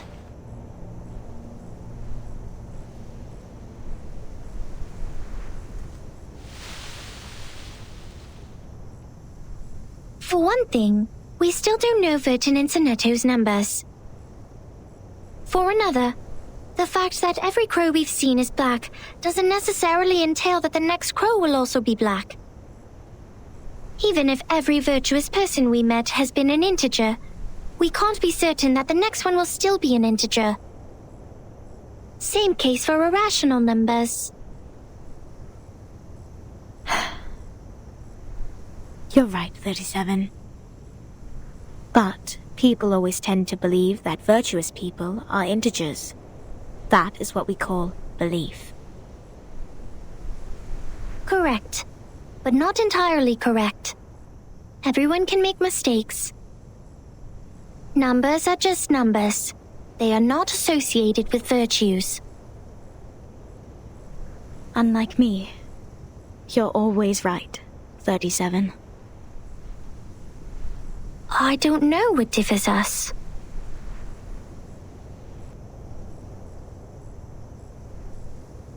Will you be at the assembly? Yes. Then I will leave them with you. I'm not qualified to set foot in the Hall of Truth. I have done poorly in receiving the guests. I will ask 6 for my punishment after the assembly. Huh? So you are not coming back to my laboratory? Neither will you help me review the calculation results or sort out the books? The scripture shall not be challenged. What's more, any students here can help you in the laboratory. It doesn't have to be me.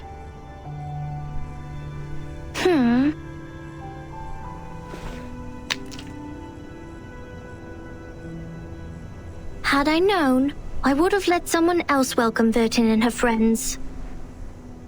Like 210.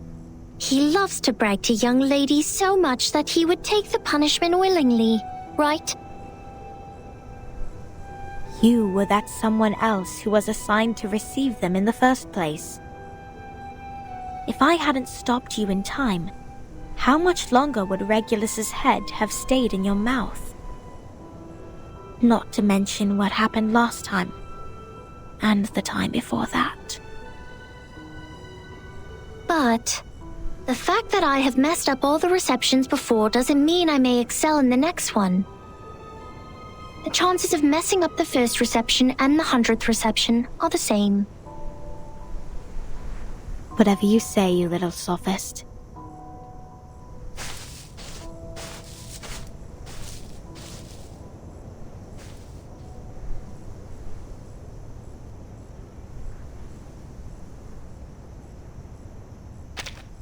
Everyone says so.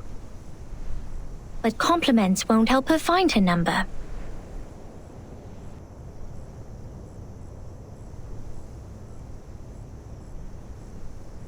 So, Vertin, are you ready for the debate? Does that mean you will help us? Of course. I don't want to miss the chance. What chance? The chance to see your numbers. There's no greater knowledge than the knowledge of oneself, and there's no more exciting truth than the truth of oneself. I can quickly tell which types of numbers you are, but it requires proof to know the exact number of your soul. I want to know the answer before you see your own numbers. So it's 37 who proves it, not Vertin. I'd be glad to give this chance to you. That's boring. Let's go, Vertin. The assembly's about to start.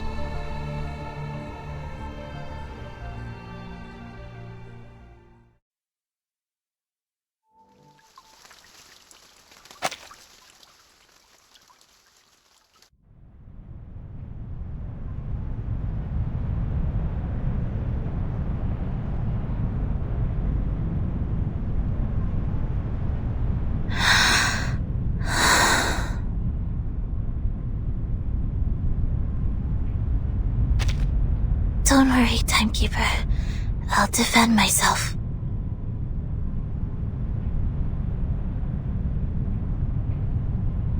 Back in the Foundation, I once won a public debate of a similar nature. This is my duty. I won't let it get in the way of the team's investigation. Sonetto.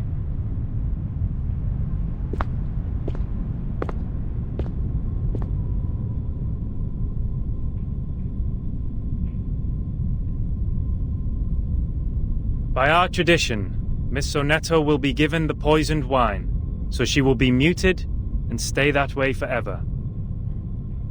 However, Sophia raised her objection against the decision. After giving the matter some discreet thought, I have decided it is necessary to hold an assembly and take care of it democratically. Those of you who agree to the death sentence may remain seated. Those of you who wish to commute Miss Sonetto's punishment, please put your pebble into the pot in the middle of the hall.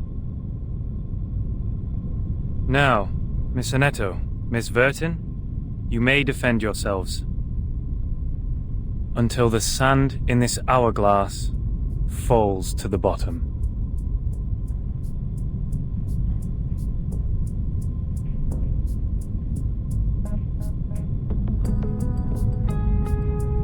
I am Sonetto from St. Pavla Foundation.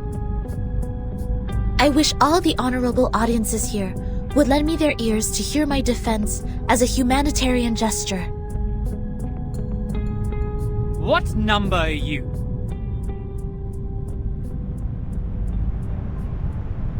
Defendant, the court requires an answer. What is your number? What? Me? No, I don't have a number. Don't waste our time. People without a number cannot stand in the Hall of Truth. All her words are void. Sentence her to death now!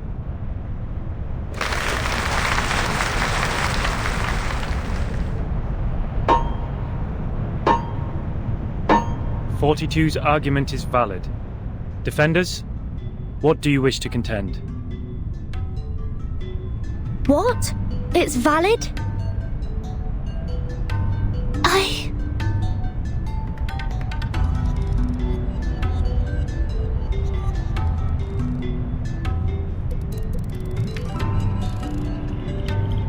Objection!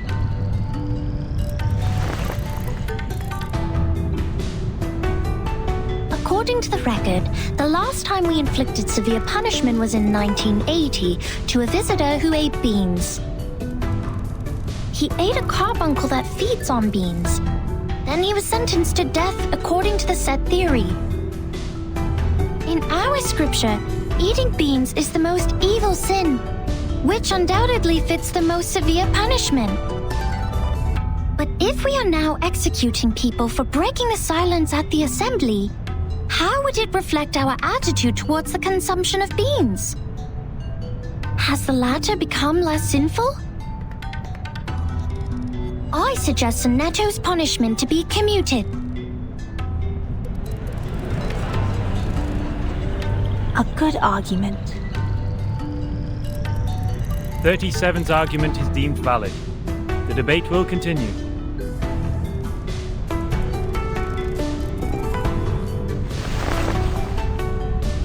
Objection.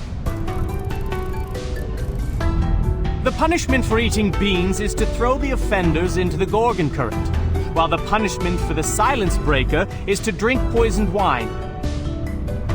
Among all the punishments we have, there's no other punishment more dreadful than being thrown into the Gorgon current.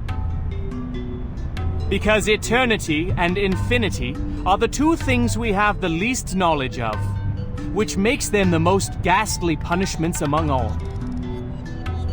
Giving her the poisoned wine doesn't make the consumption of beans less sinful.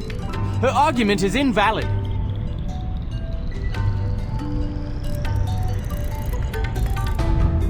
Objection! Both of the crimes would fall into the same category if we are taking the punishment as a frame of reference, which is death. Objection. The two crimes in question are not commensurable, which makes your comparison invalid.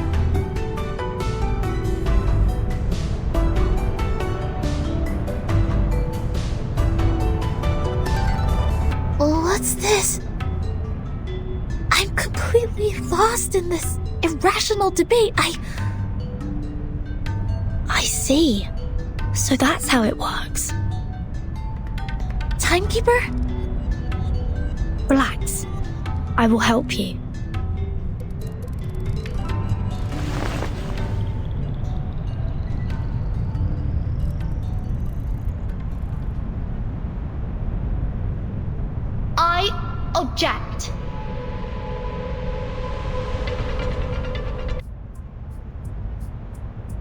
The law of excluded middle.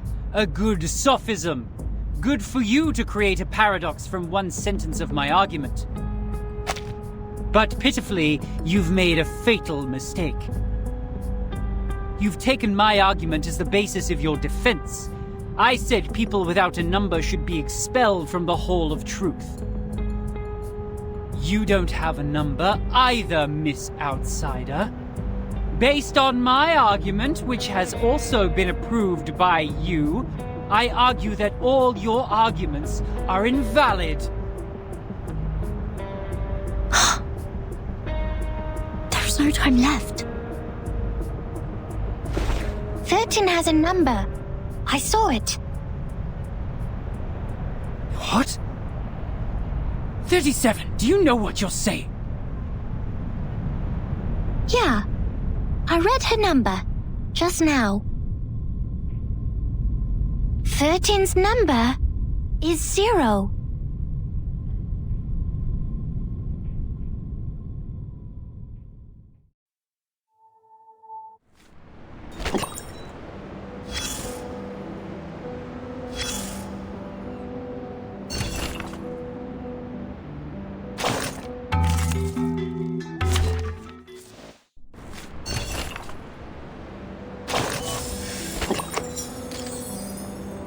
Come closer. That's right. Take a few more steps and immerse yourself in the shadow, including that hat. You don't want those good ears to hear this private conversation. That pad of paper from the miss, yes, the one wielding the ruler, is quite valuable. I can tell it is of a certain age and records quite a lot of anecdotes. One visitor to the island took out a baguette from his luggage. To share it with others, he made an attempt to parcel it off. Another visitor fell to the ground and happened to sit on a quart measure and break it. You can learn the punishments for them from the paper. The former was thrown into the sea, while the latter into the further sea. Only God knows how this wine-dark sea holds so many visitors. Debate. That's really a pain in the neck for that logical, pragmatic assistant of yours, isn't it? People always tend to mark what they can't figure out as arcanists' doings, as if things would make sense once they do so. But it won't change the fact that the debate is only a game involving sophistry, improvisation, and straw man fallacy. So what makes it superior to beans, if the form is what they are really after? Anyways, whoever fools the others first will win the game. No arcanum at all. And that argument of hers is the best attraction for the audience. A special number. A 0.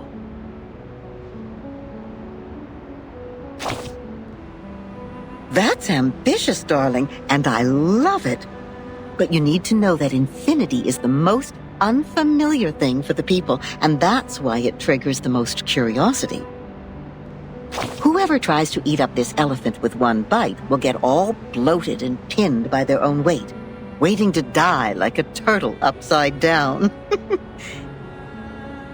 By then, I guess you would be eager to throw up the elephant and turn back into the adorable, easygoing 0 we all like. See, just like you, people are always on the way to finding something that can satisfy them undoubtedly. As if what they already have was disappointing. They stare at the flame of the matches, read the tea leaves in the cup, and bustle around the instruments with star patterns.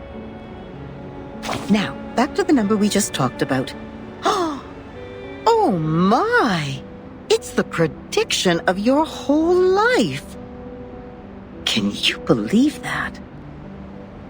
You owe that spirited little genius a thank you. By the way, what do you see in her number?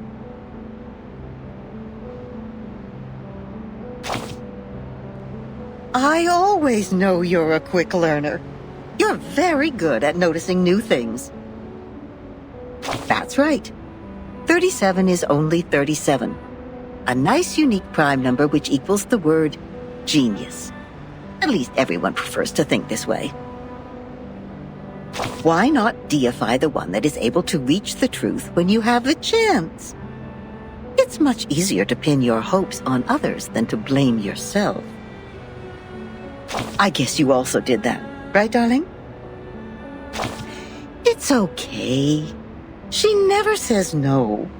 She just lets the hopes pile up on her shoulder because she simply doesn't care at all. What a good child.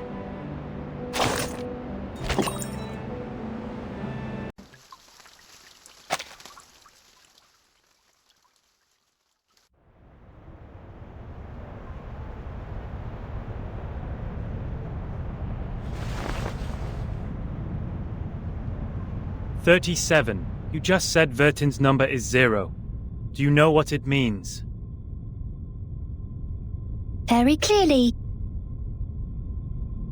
Would you be able to submit proof to Apeiron? No problem. Half of you in this hall have put in the pebbles. If 37's argument is found to be true, every argument Vertin has spoken in Sonetto's defense will be deemed valid. Sonetto will be exempt from the punishment. I will announce the result once 37's proof has been validated by Apeiron. Thank you for your time.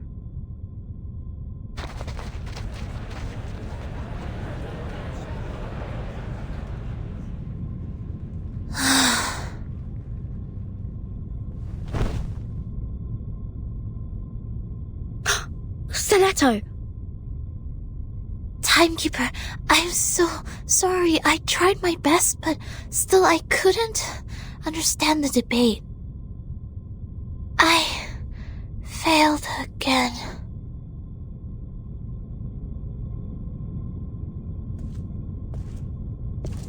What happened to her? Come here, little girl. We need to move her outside.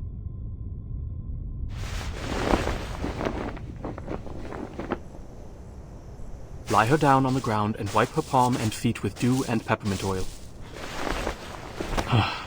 That would be okay.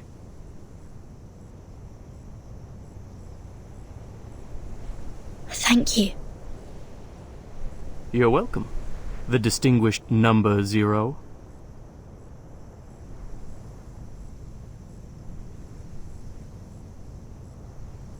I'm kidding. I'm 210.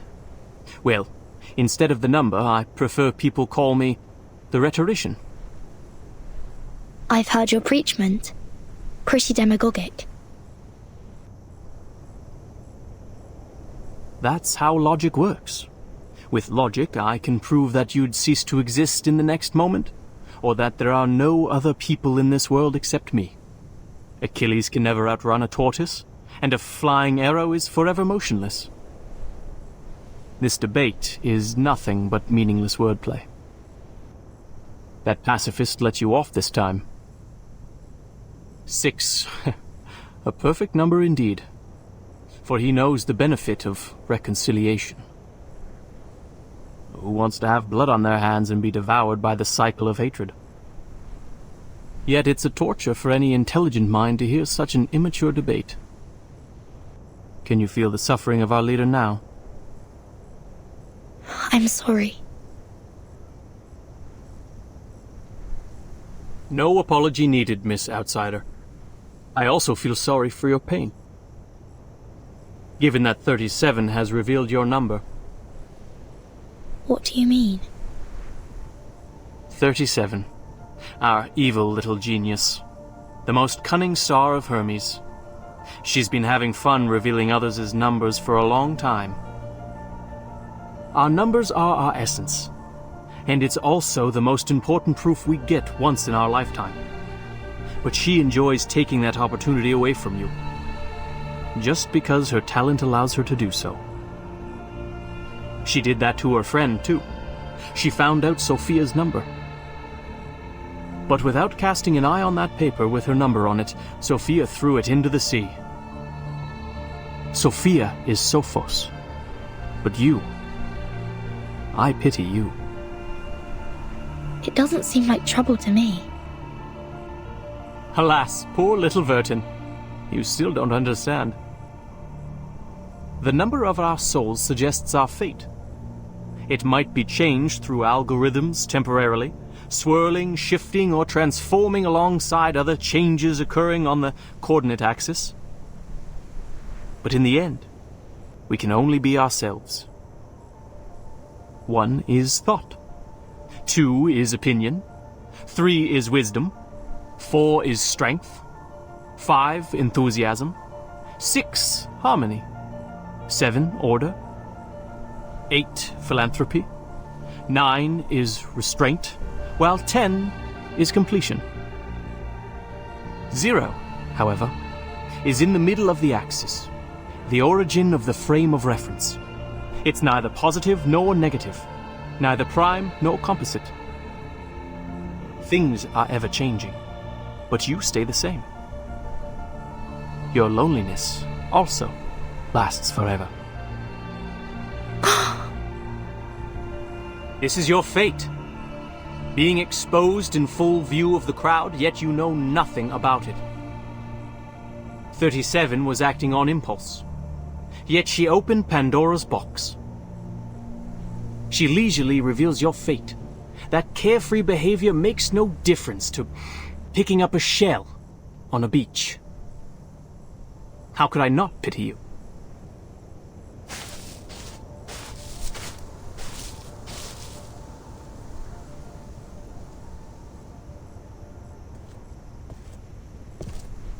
Miss Vertin.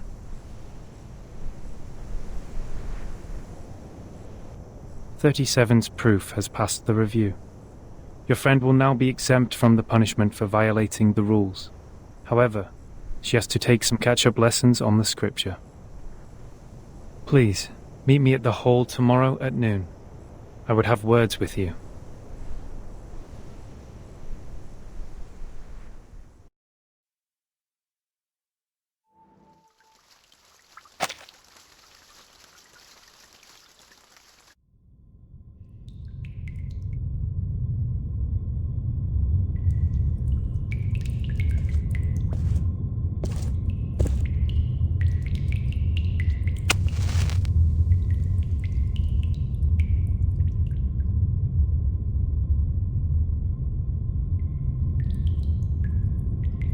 Before this negotiation begins, I wish to tell an allegory to the two of you.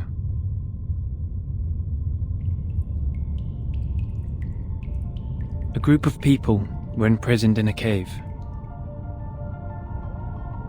Behind them, there was a fire. Before them was a tall, solid wall.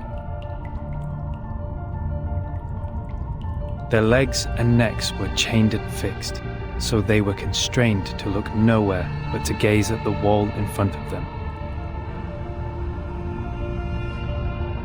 When they dropped their eyes, they saw their own body. When they looked up, the flickering light of the fire fell over them, and they only saw the shadows of what was passing behind them. No one had lived one day outside the cave. The shadows cast on the wall all there was to be perceived as reality. They had no knowledge of the real world. One day, one of them escaped from the cave, walked into the light, and saw the true world with his own eyes for the first time. Everything he saw or felt in the cave was nothing more than a mere shadow of the object's true form.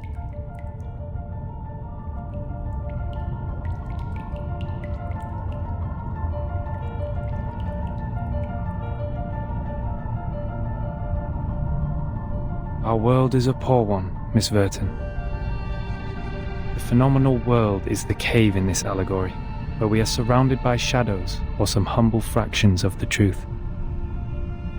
It is ugly, frivolous, filthy, perishable, subject to decay, and filled with hollow desires and meaningless struggles. Only the wise can walk out of that cave and see the world as it truly is. In that eternal, transcendent world, everything is in its most perfect form. I pray that you, Miss Vertin, the representative of St. Pavlov Foundation, and you, Miss Arcana, her counterpart of Manus Vindicte, would pay heed to my words. Everything you've been fighting each other for means no more than some fragments of phenomena to us. There's only one thing worth doing. That is, to seek higher wisdom, develop one's virtue, and achieve greatness in life. We have never set foot on the soil dampened by the storm, nor have we ever been involved in the disputes brought by the torrents of time. I beg you, do not take your conflict in the phenomenal world into the realm of truth. For certain. It was never my intention to sully the sanctuary of truth. Then, to prevent a situation like this from happening again, I would like to ask you two to carve your names on these 2 stone bangles and drip a drop of your blood on each of them. Once the bracelet is put on, no one will be able to remove it. From now on, as long as you're on this island, none of your people will draw blood from one another. Or the bangle shall draw all the blood from you. The peace agreement is so decided.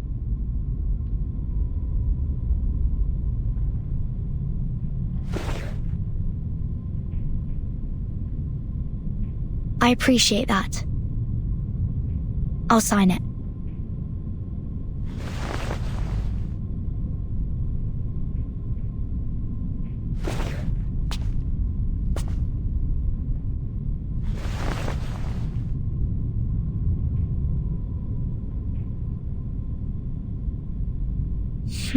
The peace agreement.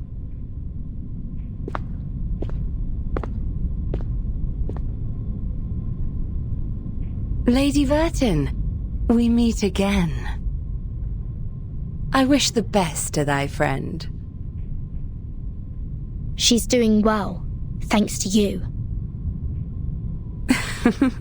You're most welcome. Thou shalt quench, for times hath changed. I would not wish to shed even a drop of Arcanist's blood in vain.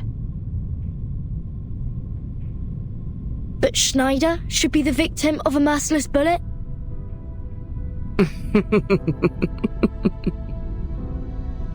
Vertin, my pitiful child. Did you forget? That merciless bullet cameth from a gun never belonging to me.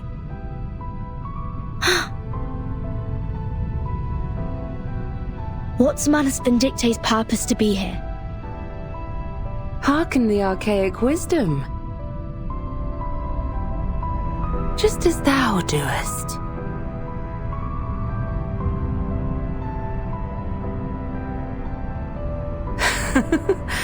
I am not surprised.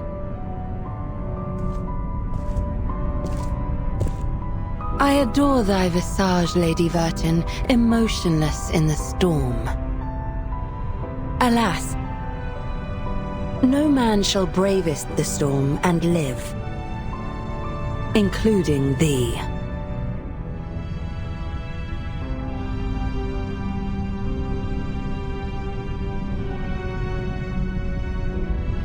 A wooden box in the Elitiao's base has my name on it. Was that your doing? Sadly, it wasn't. I hope thee findeth the answer satisfactory.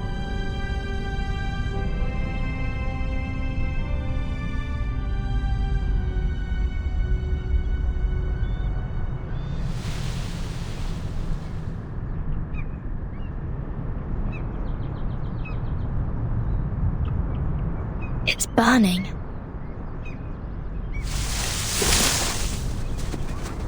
Is that Miss Arcana?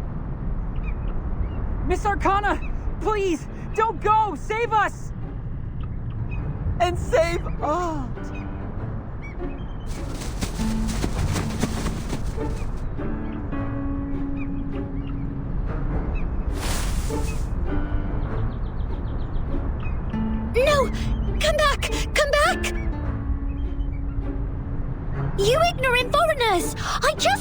introducing vectors and matrices, and that's the most interesting part! Vertin! Great. You always show up at the right time and right place. Stop them as people! Whatever it takes!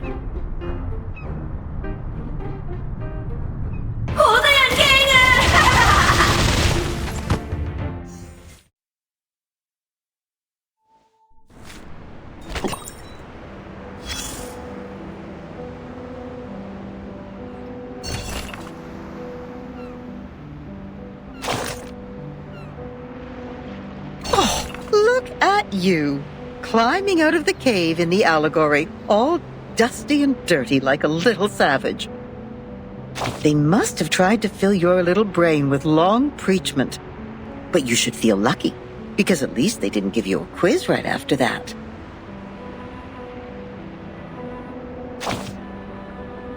Oh, that's our expert on absent-mindedness. Yes, we should bear in mind those glory days of yours back in school.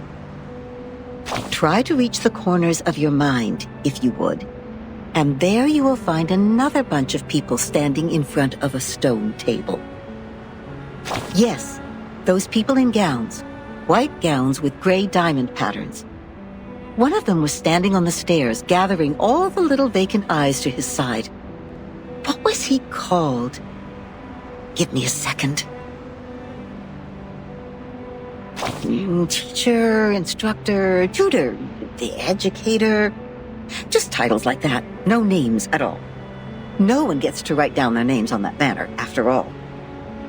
But they have nothing to complain about. You know what they say? What is reasonable is real. That which is real is reasonable. They showed you a broad avenue in their teachings where you could enjoy a sense of security with all the solid ground, convenient automobiles, and warm sunshine. And at the end of the avenue even lies an inspiring mission, to which you are expected to devote your whole life. There is a distinction between good and bad here, and it's as clear as our innate sense of right and wrong, like a floor of black and white tiles. Any stains on it will be noticed immediately. But in fact, there exists another path in the woods. It's much less traveled, leading to the unknown darkness which cannot be seen with eyes or proved false. You may even experience indescribable chaos and madness there. This path, however, has an excellent view, and it's one of a kind. The plants are thriving with bursting energy, and the flowers are blooming in a delightful atmosphere. So, which will you take?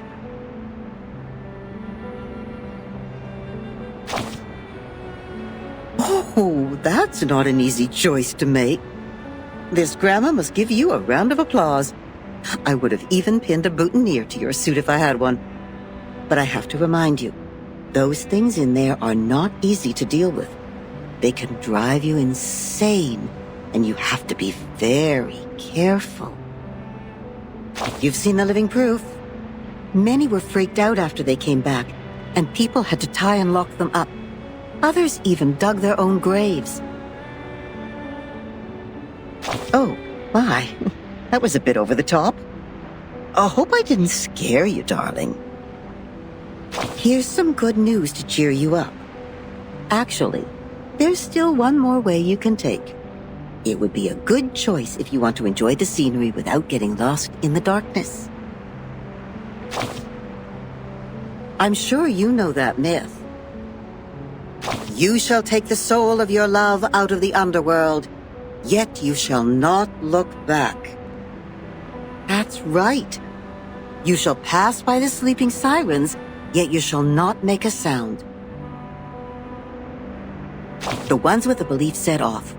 They entered the dark woods barefooted, yet moved so smoothly, as if they were walking on the avenue. They kept their mouths shut and eyes forward. They never turned back, never picked up what was not theirs, never set foot on the forbidden lands, and never looked straight at the sacred greatness. They showed frugality, patience, and wisdom in the face of hunger and danger. So the beasts continued to lurk in the shadow, and the ones with the belief passed through the woods safely until the path disappeared along with the direction sign. Then the first one to look back gave an exclamation before being exiled. Think about what I just said. That which is real is reasonable. Never look back in the woods, darling. If you don't want to be turned into a pillar of salt which can do nothing but wail, then never, ever look back. Yes, we'd better stay awake, stay calm, stay cautious all the time. But then there comes the problem. How can you ignore your love for those thriving plants and blooming flowers? How are you supposed to deal with the unstoppable feeling that overflows like a melody when it is stirred up by the beauty of the scenery? Of course, you will cry the loudest cry, dance the wildest dance, drink the strongest drink, and vomit all the filth inside you. After all, there is no need to enter the woods if the soul-stirring scenery is not what you are after, right? No, so you better let it slip your mind, darling. Just let it go and hurry forward. Remember to keep your eyes shut and hold your breath. When you do so, the scenery will no longer mean anything to you, nor will the fragrance of the flowers. You will get out of the woods and reach where the truth lies. Is that what you want? Don't worry. We have plenty of time. You may come back at any time and pick another way.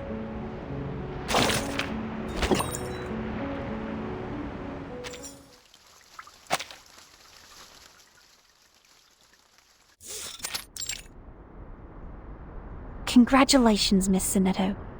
You are the fastest learner of our doctrine among all the visitors in the past half-century. On behalf of all orators, I award you this laurel wreath. No, I wouldn't have achieved this without your guidance.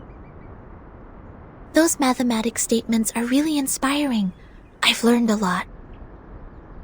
But there's still something confusing me, such as Pythagoras and his golden thigh, his memory of the previous lifetimes as the son of Hermes, and the transmigration for every 216 years. Could you please tell me more about these?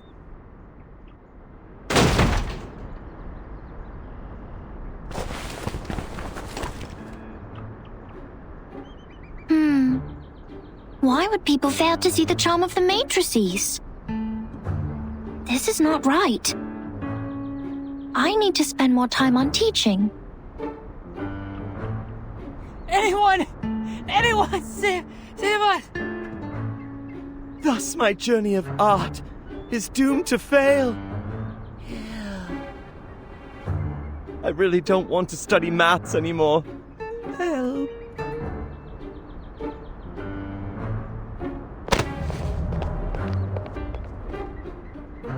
Timekeeper, you are here. I heard that you completed all the lessons on the scripture. This laurel wreath suits you well.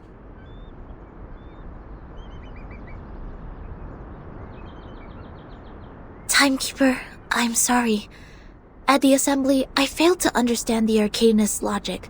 It was totally different to the debates I have participated in. But now I have... That was not your fault, Sonetto. It is now behind us. I need to tell you something more important. I've signed a peace agreement with Arcana, and the price of breaking it is... death. What?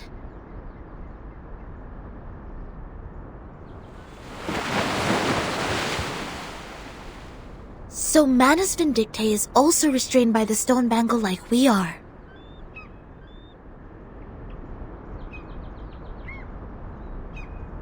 Yes, she put it on without hesitation. But I don't think her purpose would be as simple as hearkening the ancient wisdom.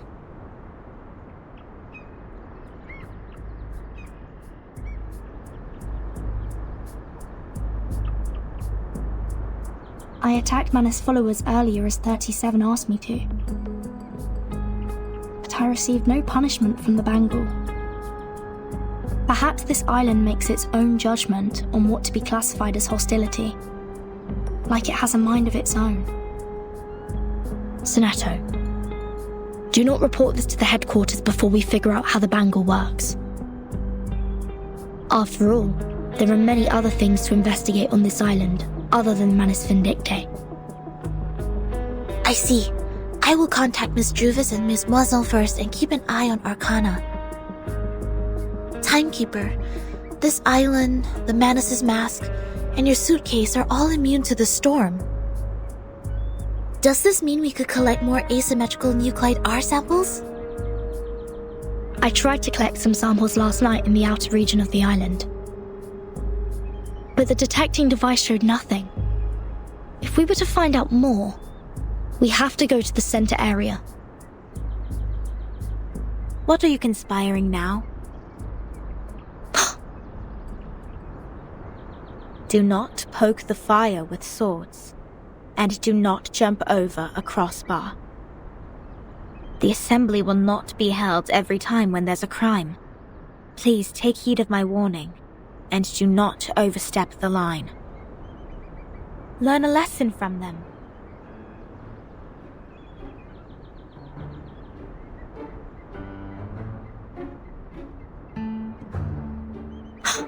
Lilia, didn't you say you have Regulus with you safely? Apologies, Vertin. I was going to rescue Sonetto through a very creative underground tunnel.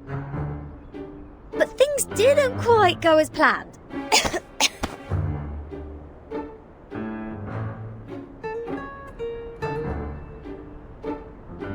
Not a bad innovation for a simple clap on the forehead. If only you didn't miscalculate the location of the explosion. This apple is grateful that it didn't get blasted into a puddle of apple jam. Warning. Shell cleaning required. Warning. I don't know why, but when I was in that cave, ideas kept flooding into my head. Though, judging by the outcome, they weren't all good ideas.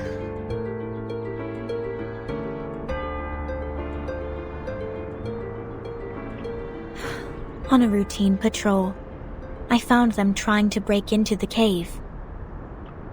I'm not surprised that an irrational number would try to trespass on forbidden grounds. But you two? The integer and the fraction? What were you doing with her?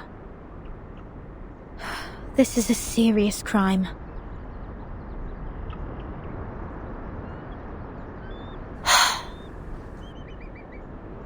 Do we have to go through this debate again? It's okay, Timekeeper. I will defend Regulus. I've thoroughly studied the scripture, and this time I'm sure I can do better. Forget it.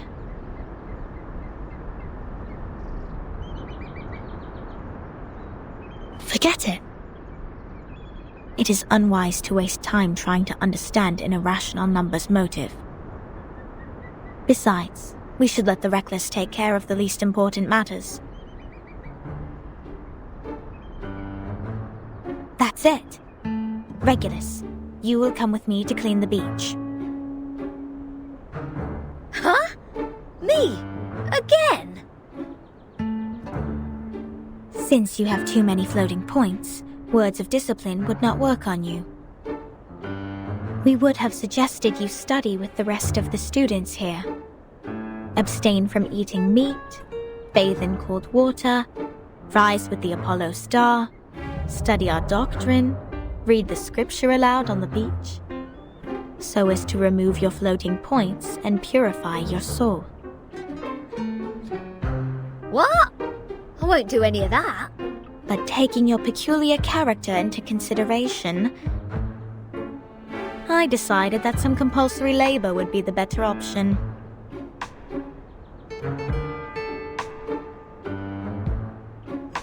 Oh, that's the best news of the day. I'd rather clean up the rubbish on the beach than be surrounded by people giving sermons all the time. At least the rubbish doesn't talk gibberish. I'd be dead if you didn't change your mind. Regulus, studying the scripture is not that scary. They will teach you and guide you until you take full command. Just like taking lessons at school. Huh? Is that what schools are like? Haven't you been to a school, Regulus? Haha! A great pirate would not remember trivial matters as such. So, where were we? Which part of the beach needs to be taken care of by the great captain? My laboratory. Whoa! Where did you pop up from?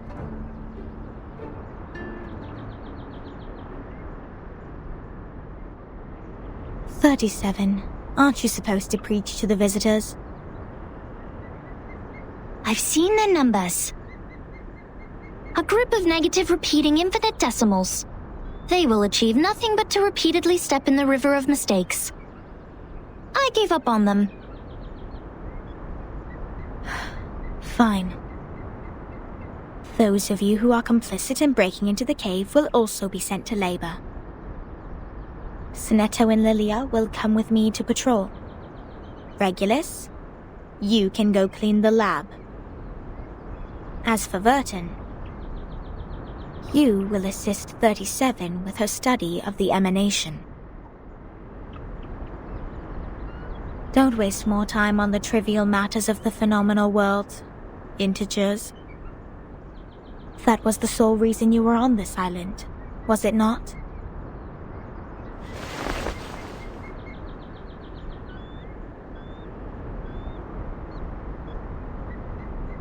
Don't let down your guard. The arcanists on this island are not as easy to deal with as you imagined. Down in the cave, I heard some pretty alluring and intriguing anecdotes. Miss Lilia, this way. You will cover this area. Stay on the radio.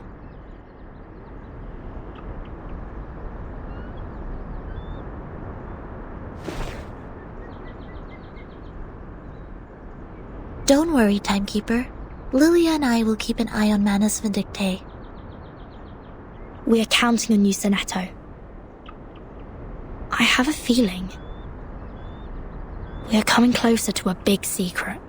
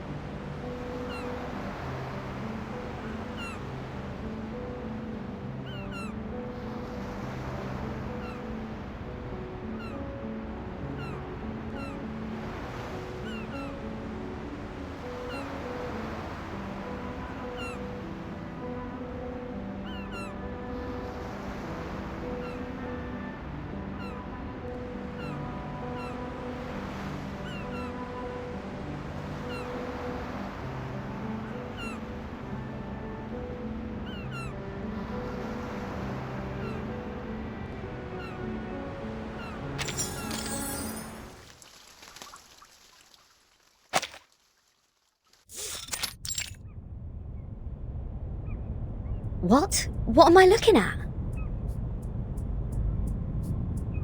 So your so-called sacred project is this gigantic IDM computer?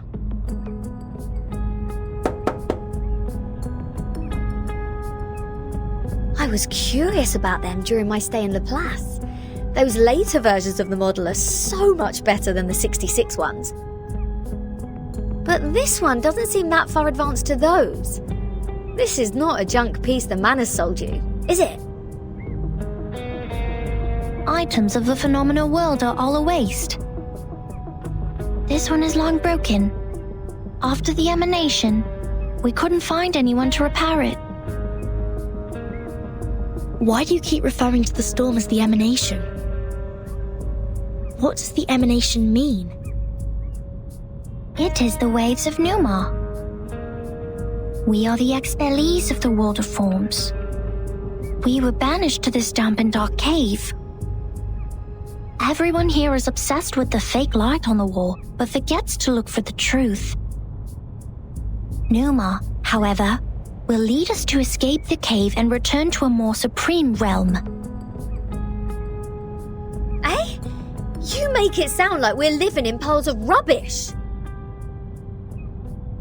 Aren't we? Of course not. If you ask me, I'd say you have absolutely no idea how wonderful the outside world is, because you have never left here to try it yourself. Dr. Pepper, the music festivals, Rory Storm, the Hollies, and the Rolling Stones. Oh, there are too many to count. If it weren't for this sick storm, I would still be riding a motorcycle in one of those races in London. Your soul must be pretty contaminated. And the computer, they can calculate extremely large numbers within seconds, better than hundreds of thousands of you combined together. In the case of numbers, it's not the bigger the better. Also, this computer has never played a useful part in our study. Come on, mate. You people just leave it in a cave. It's like sending an infant to the kitchen and waiting for it to bring you dinner. Never mind, you'll see what I mean after I fix it.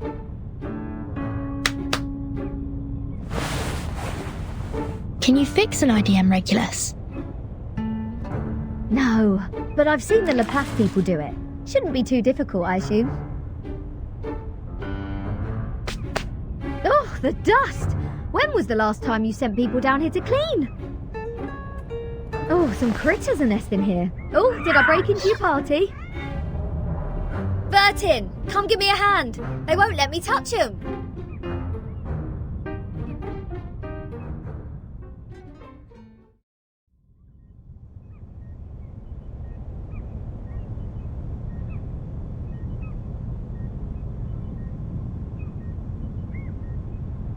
You fixed it. It's great to have you clean the laboratory, Regulus. Your floating point immediately reduced. Oh, is that a compliment? Sounds like one to me. Thank you. It's a wordplay, Captain. Infinity minus any numbers still equals to infinity. Oh, fine. I should have given up the idea of changing your eccentric sorting system a long time ago. What's the meaning of humans inventing computers if these machines were only left here for some critters to nest in? Thanks to you, now we can have a look at the previous models, Regulus. But it's a pity since it only has the data before 2003. Everything in the past 4 years has gone missing.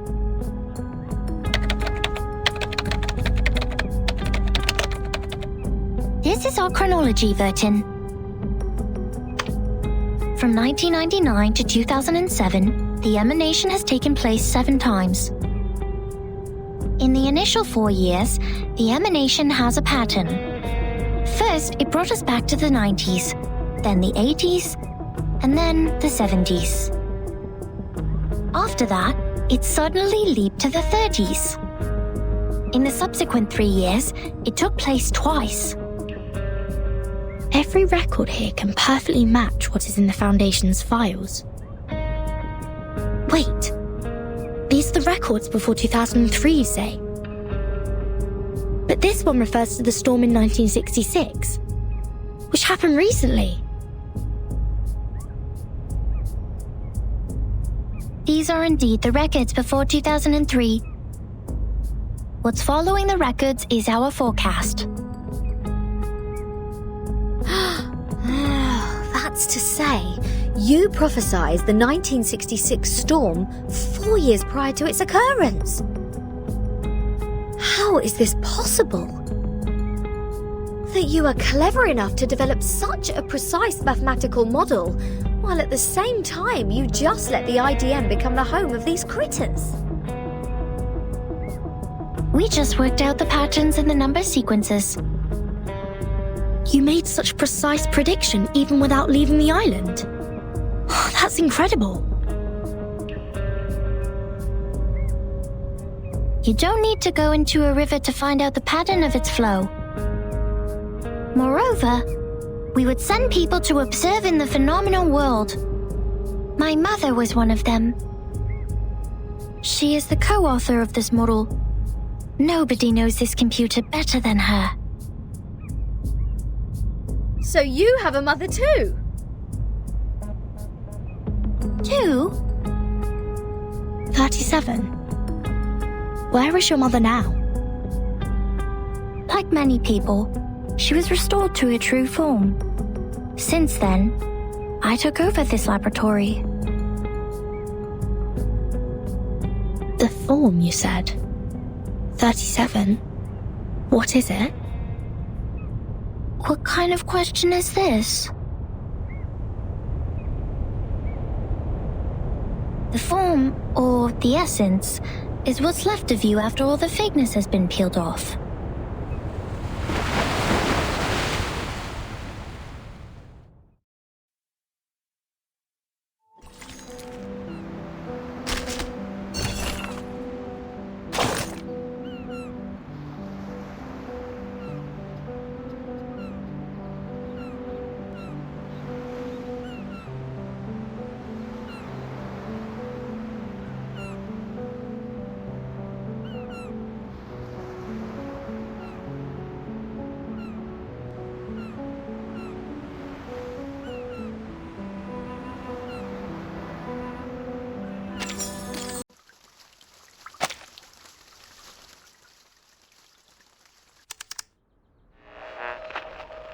Now we are listening to the New Year collection.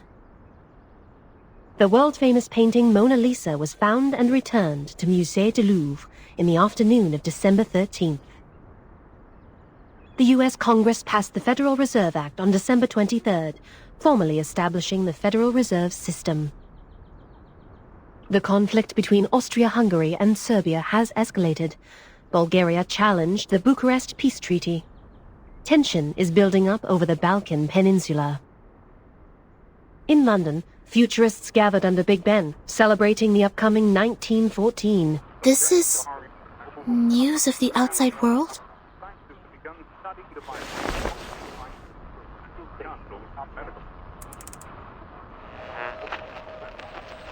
What about on your side?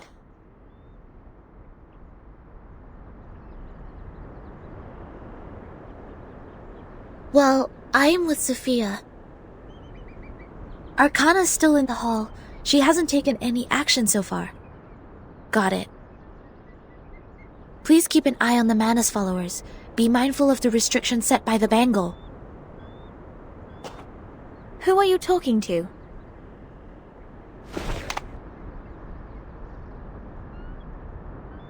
Just checking up on Lilia. Please stay vigilant during the patrol. This is the last place we need to check.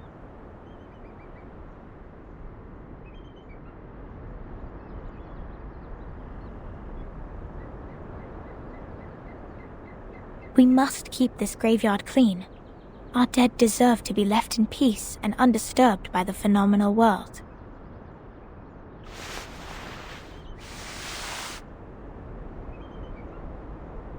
Miss Sophia, you said this is the graveyard?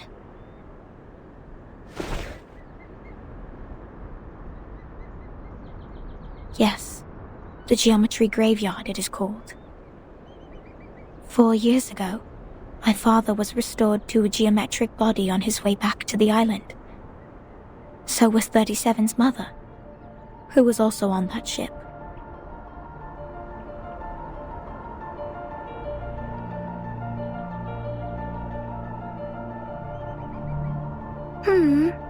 Why are you crying, Sophia? I was wrong. We calculated it wrong, 37. We miscalculated the impacted area of the emanation. We thought the ships would be safe in the Gorgon current, but the safe area is in fact 5 degrees away. When the emanation happened, the bow of their ship had just entered the safe area. But it was too late. My dad is gone. So is your mom. I know, but why are you crying? My mom and your dad have come back to us, right? Have come back? Do you call this coming back? Like this? In the form of geometric bodies, cold and silent, being pushed to the shore?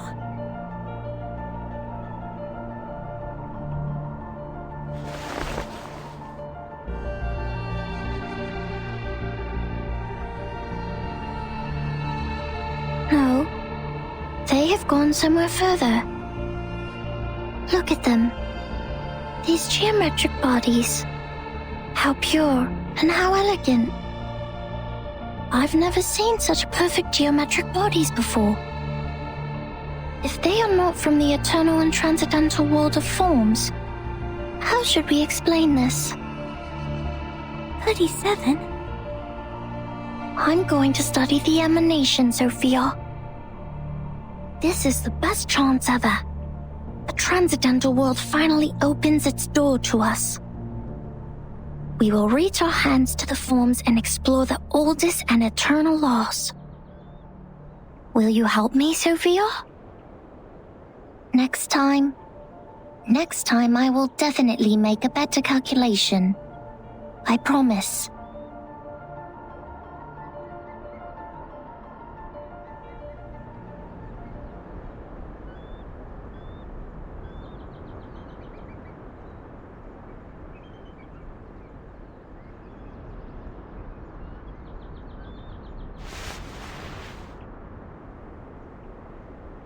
Thank you for assisting 37 with her research, Sonetto.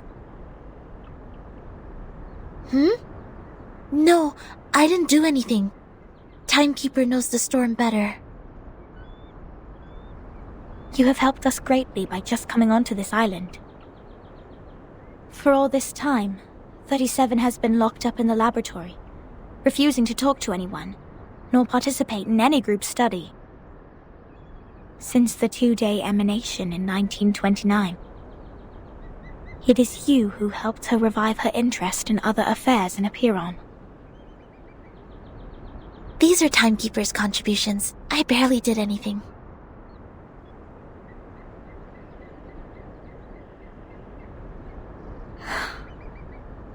I can't help 37. Because I don't see the charm of numbers. I lack the perception that an integer should have. That's why I can't see my own number. The number's charm?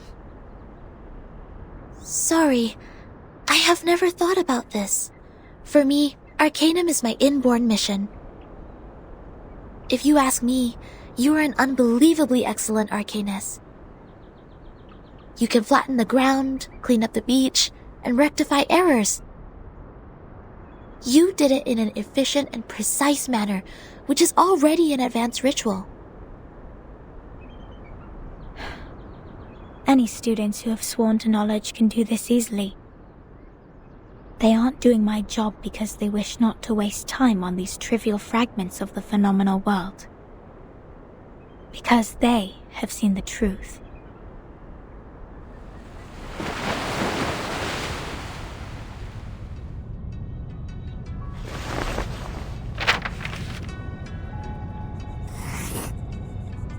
The phenomenal world is never complete. Like you can never draw a perfect circle there. No matter how much time you spend on it or how sophisticated your device is, it is impossible to draw a perfect circle in the phenomenal world. Arrows always exist. The floating points after the decimal can be reduced, but not destroyed. The perfect circle only exists in the abstract transcendental world. Of course, anyone in the world can find out the value of pi through the most primitive method. Egyptians, Greeks, Chinese, and Babylonians, they have all tried. They made circles with twine, painted on the ground with twigs, or measured the land with cubit rods, but none of them actually drew a perfect circle. However different their practices were, they found out the sole truth, the approximate value of pi. Because the essence of the circle is hiding in the imperfect manifestation of it.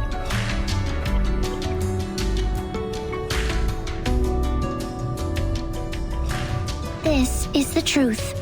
It is eternal, unchanged, pure, and transcendent.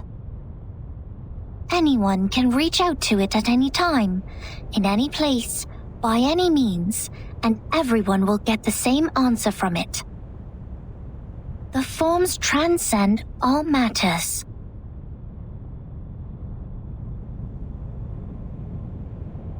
The world of matters we live in is being flooded and destroyed by the tides of Numa. When the tides recede, what is left on the beach is the essence. This doesn't sound right. Let me think.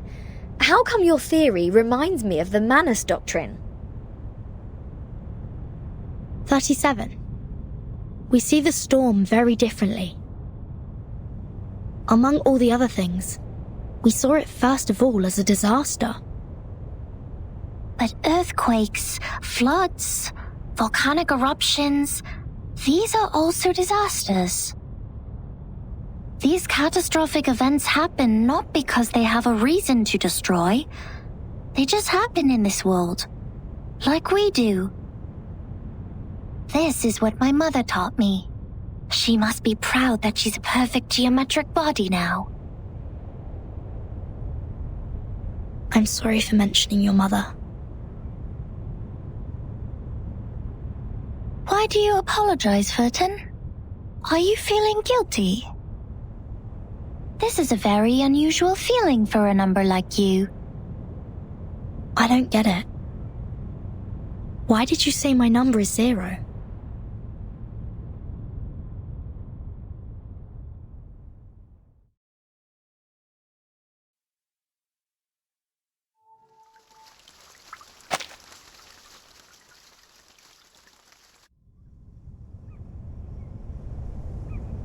I just saw it.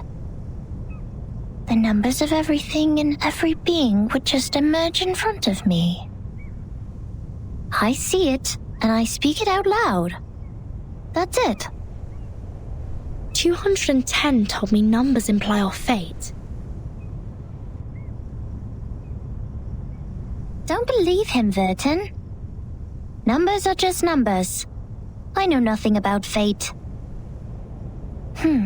Fine. I don't think I like 210. And the feeling goes both ways for us. Because I once said he is a poor number. 210 equals 2 times 3 times 5 times 7. He is the product of all prime numbers between 1 and 10. Looks like he has it all, but he doesn't have any real forte. He likes to sugarcoat himself with metaphors. Only those with a flawed essence would adore the trickery of words. This is indeed an extreme comment. And 6 is no better. Every leader of a Pyrrhon has been a 6. 6 is the perfect number since it equals the sum of all its proper divisors. 1 plus 2 plus 3 equals 6. But this number has been overrated. He's not that special. What about your number? What does 37 mean? I don't know. I am 37. I've known it since I was born. So does everyone else. People told me what it means, but I have never tried to prove their theory. I know very little of fate. So I always think, even if I find out their essences, does it mean I have known them better?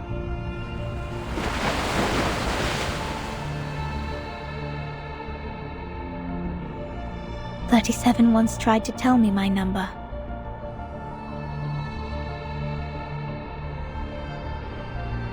She wrote it down and put it into a bottle, but I couldn't get up the courage to open it.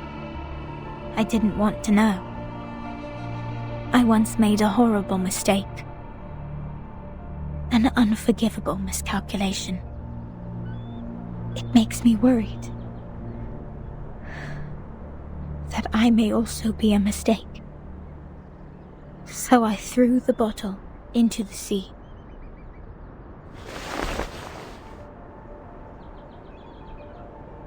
This is how 37 is different from us.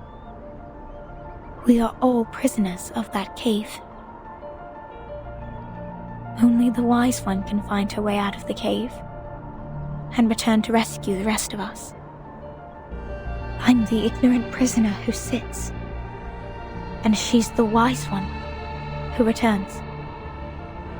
I will be crushed into dust by the truth, while she will be the star shining above it.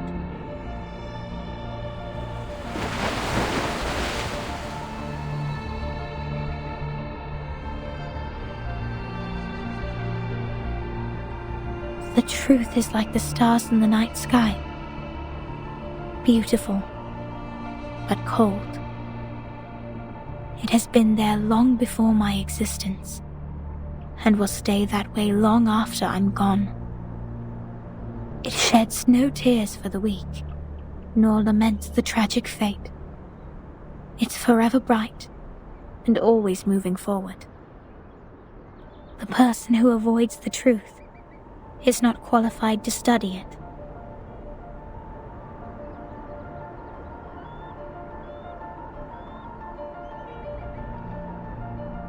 I'm sorry. My interpretation has been emotional. No. I think I kind of know how you feel, Miss Sophia. However unworthy you think you are, there must be something we can do.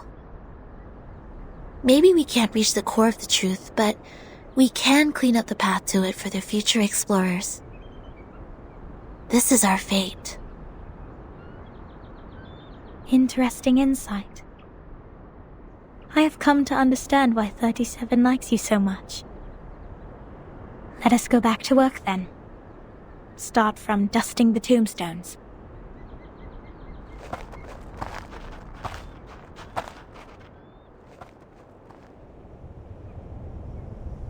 Alright, I've had enough of these Sol Numa related idle topics.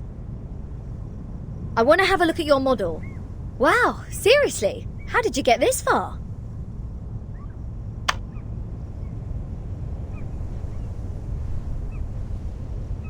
This model has been proven wrong.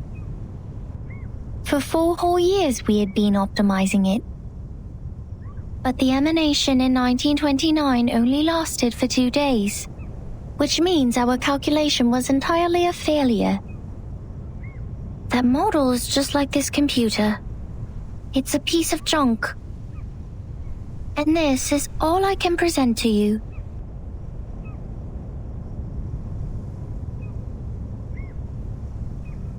No, it's not junk. I think I know why your model didn't work. What? Manus Vindictae has changed history. They accelerated history, forcing historical events to happen earlier than they were supposed to. Thus, the storm in 1929 occurred sooner than it should. No way!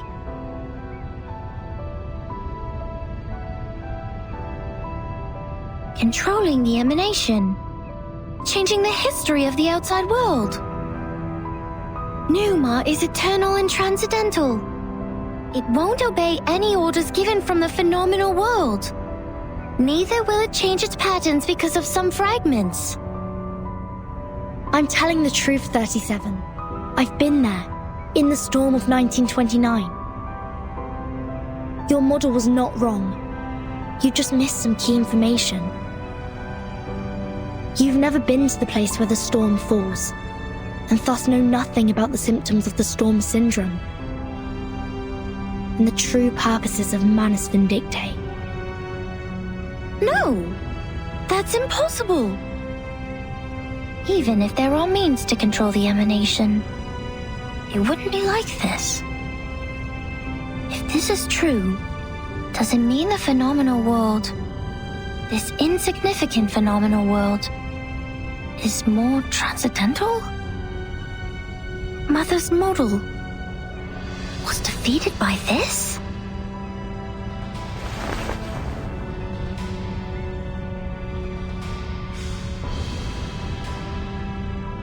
Vertin, could you give us proof? The proof that Manus Vindictae accelerated history and triggered the emanation. I swear I wasn't lying. No, not like this. To prove it in front of a Piron. Go to our sacred place, to the Hall of Truth, in the depths of the cave. There, everyone can see the essence of the world. I beg you, give them your proof, just like how we submit the proof of our soul number.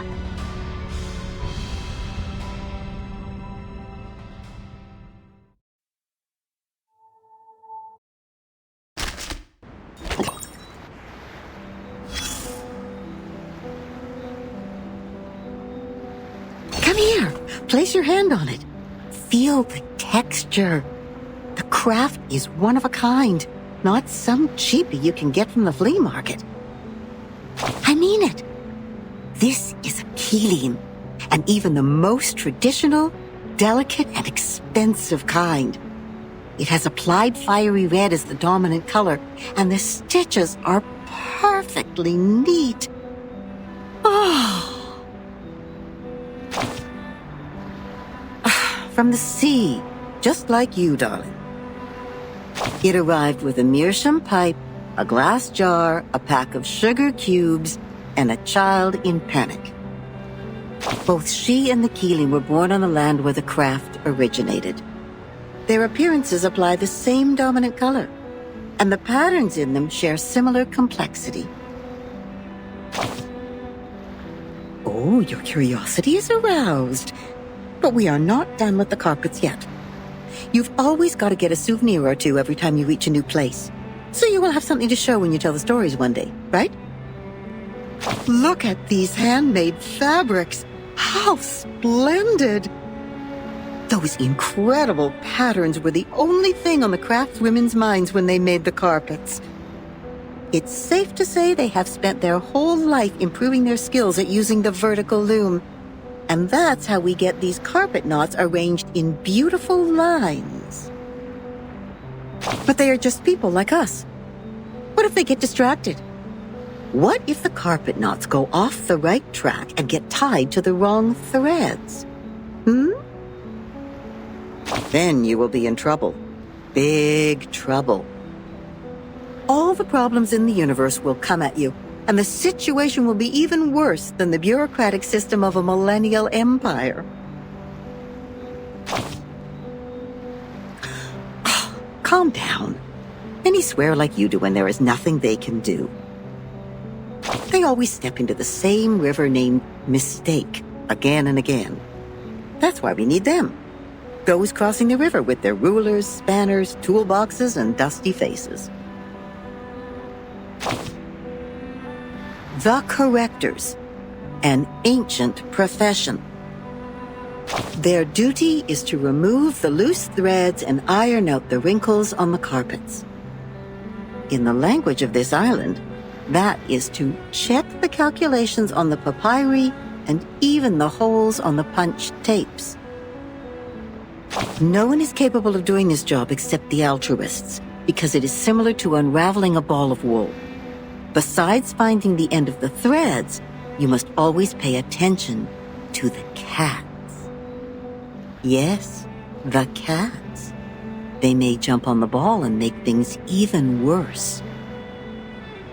And she, the red-haired little girl with the carpet in her arms, was overwhelmed at the beginning. Not yet familiar with the ruler, she tried her best to find the end of the threads. So the cats took the opportunity to jump on her together and left countless scratches on that little forehead. Poor girl. See, that's the problem every corrector has to deal with. Their job is to correct errors. But what if their own existence is also part of the errors?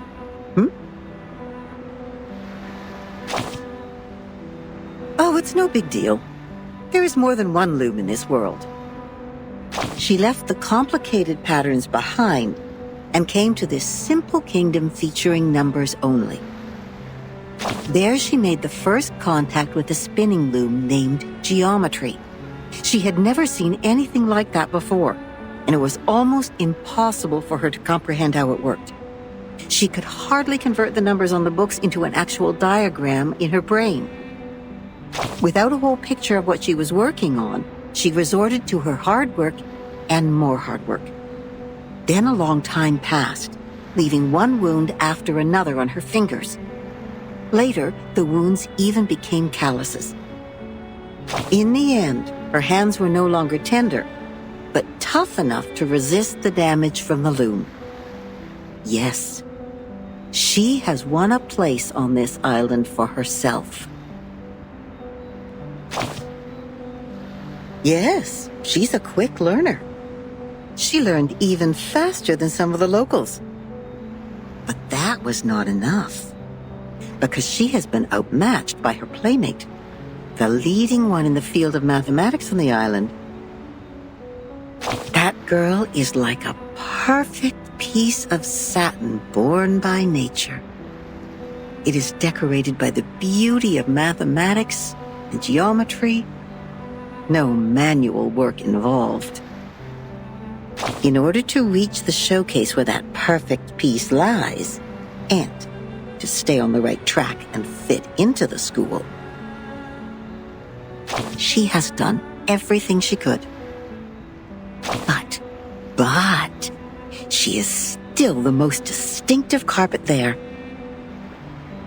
Anyone can tell that as long as they spend some time on the island. Of course not. She's only a bit different from others. So she will continue to weave on the loom until one day the spindle pierces her callus and the fire burns everything to the ground. Shh.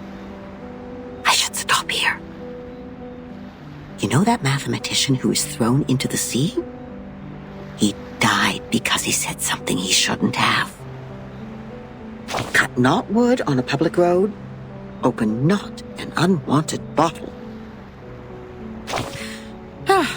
I don't know what to say next.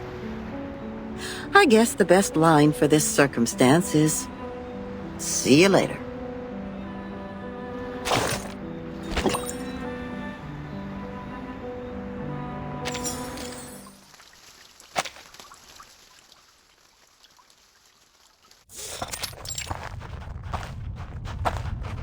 Wait a second, just a second. Isn't this still the dungeon? Are you setting us up? All caves are interconnected. This is the way to our sacred place. 37, wait. I remember Sophia once told us that trespassing on the sacred place is a serious crime. No worries. The restrictions were to help us not be distracted by the unimportant details in life. It would not stop us from seeking the truth. Oh, excellent. I will tell it to the Abraxas when it shows up.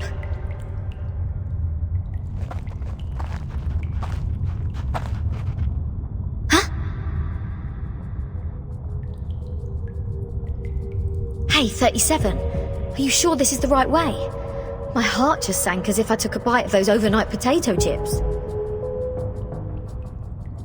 Are you scared? Oh, you wish. But when I was exploring underground with Lilia earlier... We ran into some fog like this one. Oh, it doesn't bring you any wanted guess, mind you. Maybe you were their target because you are an irrational number. Oh, is that so? You integers will be fine then. Good luck. Don't beg this pirate for help later. Hold there. Something is coming out.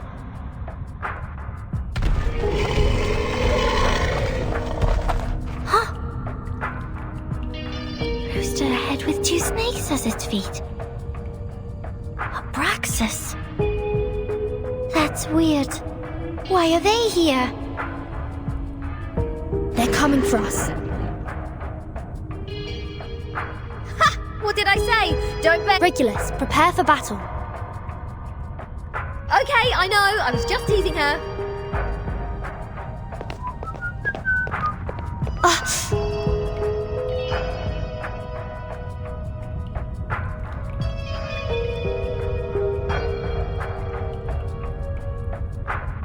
The stone bangle is activated.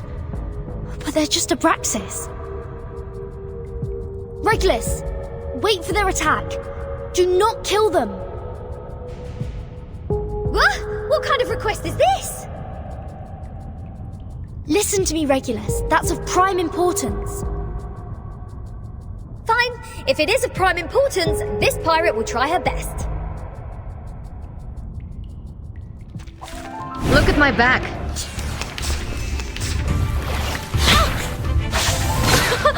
Haven't you eaten?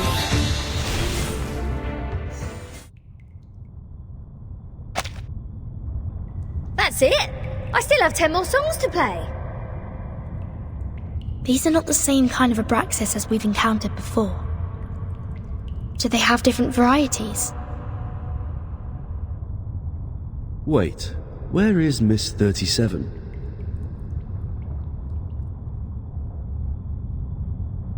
Hey! Come on, keep up! Did she just take off like that while we fought? Sneaky little. We should leave 2 Vert in. Wait a second, Regulus. Do you sense anything familiar in the fog? Uh-huh, you bet. This is the first guest room we were put in when we first entered the island. No, Captain. This apple has the same strange feeling. We saw the rise of Ceres in the same kind of fog. And before that... That's the same fog as in the Elitial space.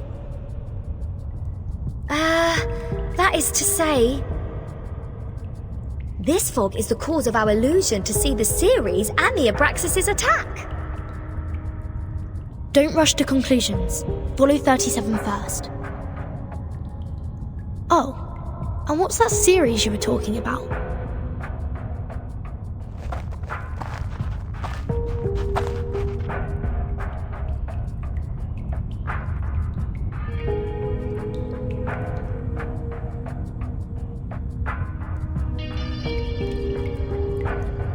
I just picked up a piece of paper. Like this, just bent over and reached to the ground.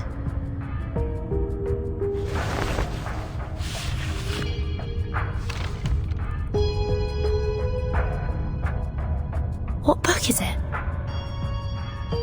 Oh, probably just some math problems left from the critter's breakfast. You never know. Wait, the compound of alchemy. The 12 gates leading to the discovery of the Philosopher's Stone. This is that alchemy handbook given to Edward IV by George Ripley. Why is it here? Look at this, Captain. Of the Great Stone of the Ancients by Basil Valentine. The 112 books by Geber. Emerald's tablet in Latin. Seems like there are more ancient texts about alchemy hidden inside the whole, but they are all incomplete. Oh, so maybe I need to crack some more crossword puzzles to find out about this. dark caves endow people with wisdom. All secret knowledge is hidden in the silent boulder walls.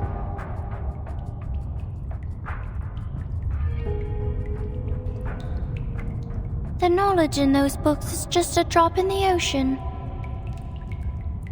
Follow me, Regulus.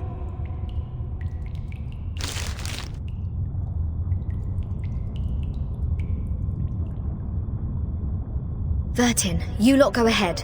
Go with 37. I will meet you outside. You want to read these books here? The knowledge passed down through language can easily be distorted. Compared to the wisdom of a Paron, it's nothing. No, I'm not going to stay here. I'm going back. Oh, alright, I might as well just admit that your cave indeed has the power to give people insights. If I follow its lead, perhaps I'll finally work out the answer about that little thing I've been carrying with me. Never thought that I'd find the answer here. Easy as picking up a shell on a beach.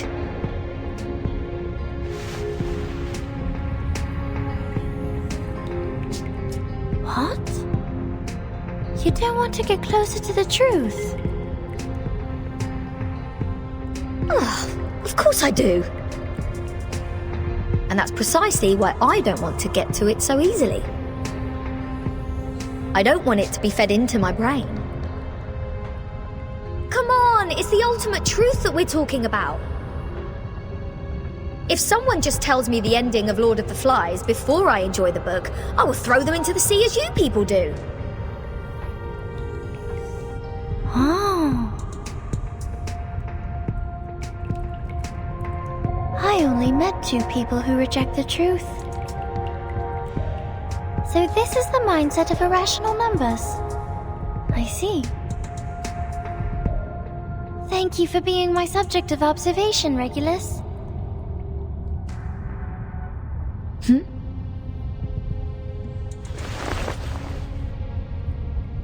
Go, Vertin.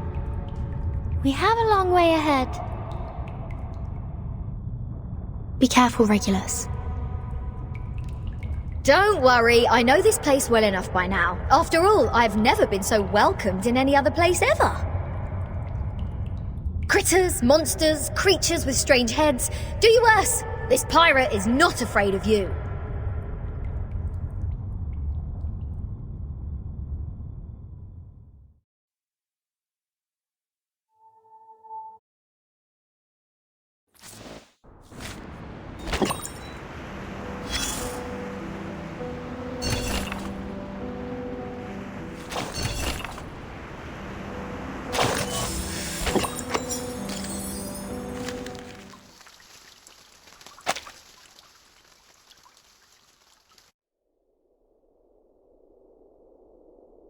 Apeiron, the boundless, the beginning of all things.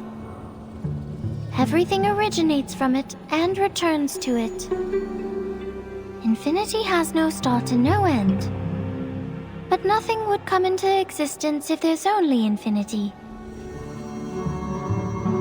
Look up there, Vertin. Now they are presenting in their true forms.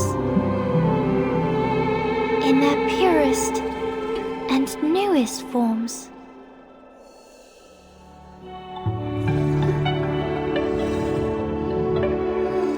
Our world was born from the wounds on infinity. When it's cut by finity, the patterns of the cutting are what we call mathematics. Thus, the essences of numbers exist inside all beings, and the patterns of all numbers exist in all matters. The length of a butterfly's wings and its body are in golden ratio, and the plant leaves grow on their stems in the pattern of the Fibonacci spiral. This is the most primitive rhythm of Arcanum, and it is also the beginning of our extraordinary study. This is the essence. And how do I submit my proof? Close your eyes, Vertin. Only when your eyes are closed will your mind open up. Now, Stay fully concentrated and recall the question you want to verify. Only in the absolute contemplation can truth reveal itself to you.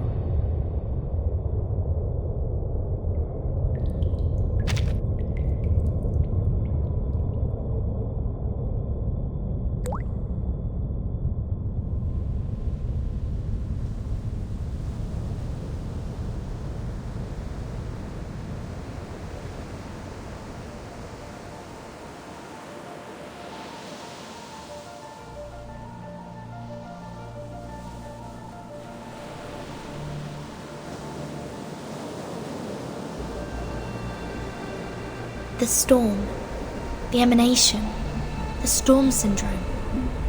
Where are they from?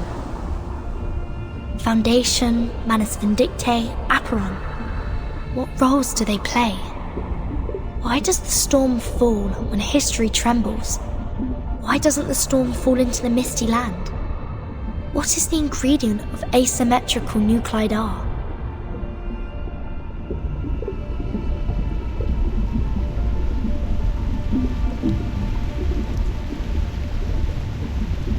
The world is a dark underground labyrinth. But Numa can guide us to go beyond all things and reach the exit. Verdun, can you see it?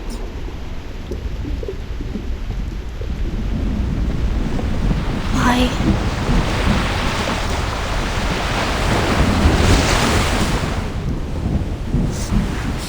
It's burning!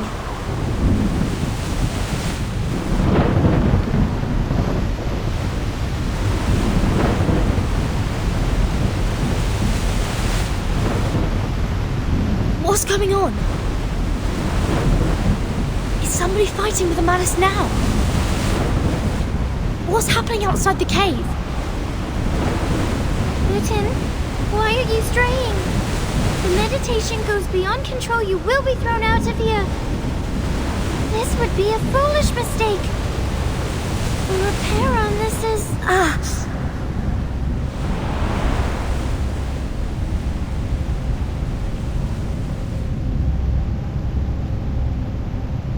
Alas, no man shall bravest the storm and live. Including thee.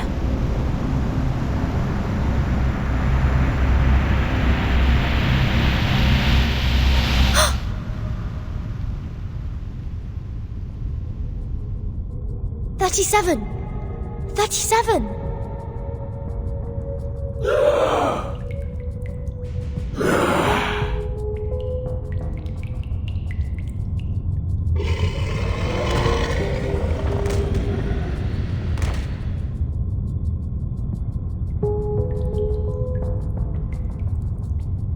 What happened? Were all those illusions? If it weren't for the heat of the stone bangle that wakes me up, would I go as crazy as they did? This stone reminds me of the spinning wheel.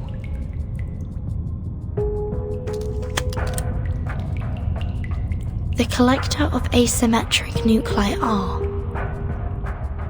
If the reagent turns gold after reacting with the fog here, that means the fog contains elements that can be immune to the storm.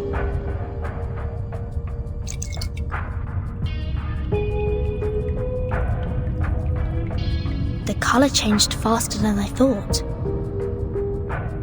The concentration of R is hundreds of times, no, thousands of times higher than in the Manus' masks. In other words, whoever owns this cave can produce the protective equipment of the storm in big numbers. Is that the reason why Arcana is here?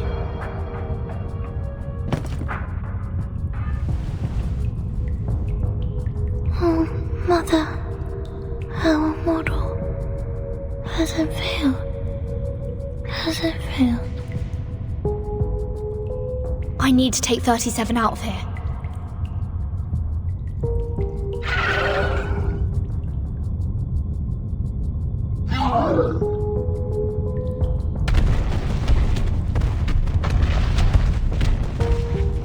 The Abraxas were people from the manors.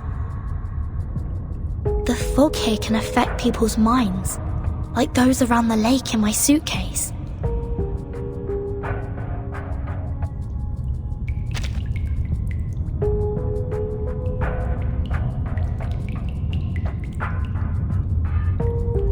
Have the manors found a way to launch attacks without being punished by the bangle? Or don't they care about the price they will be paying anymore?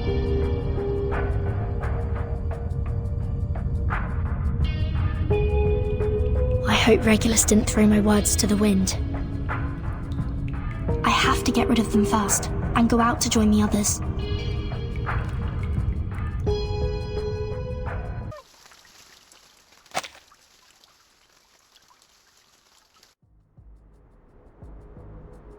Vertin, finally! The manor suddenly emerged everywhere like ants. Lilia and I couldn't take them all down. I would have acted sooner if you hadn't told me not to pick fights.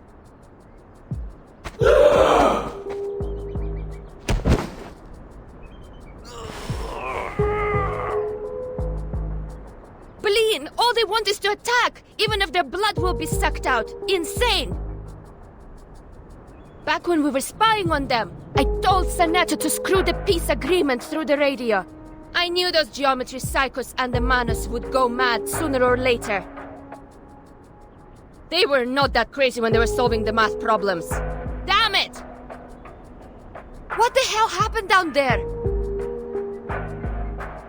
The cave is the key to be immune to the storm.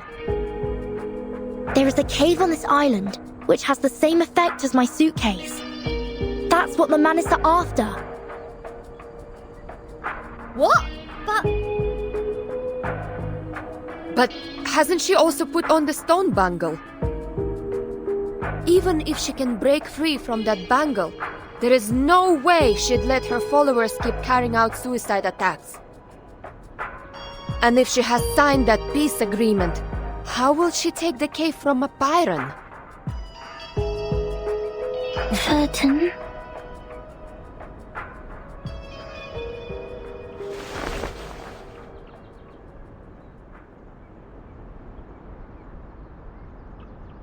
What's that?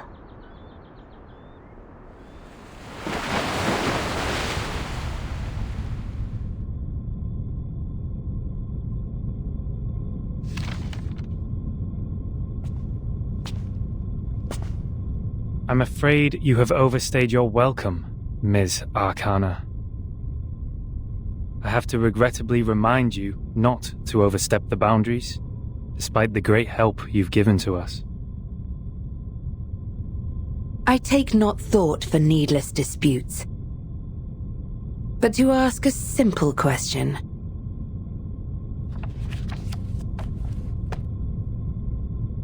The great philosophers, ye seek the ancient wisdom, follow the sage's teaching, and pursue the noble virtues. You are separated from the world for thousands of years. And you have not gained the human's understanding, nor have you sought for it. I find pleasure in this allegory of the cave. However, hath this been unto thee? That who led us to the exile in this cave.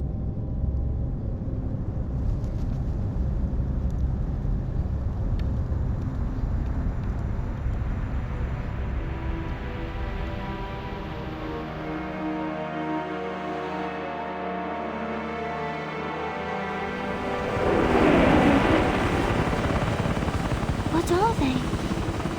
I've never seen these before.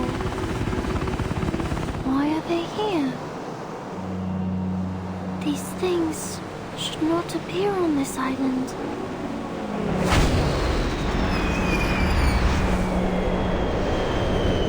No! 97, no!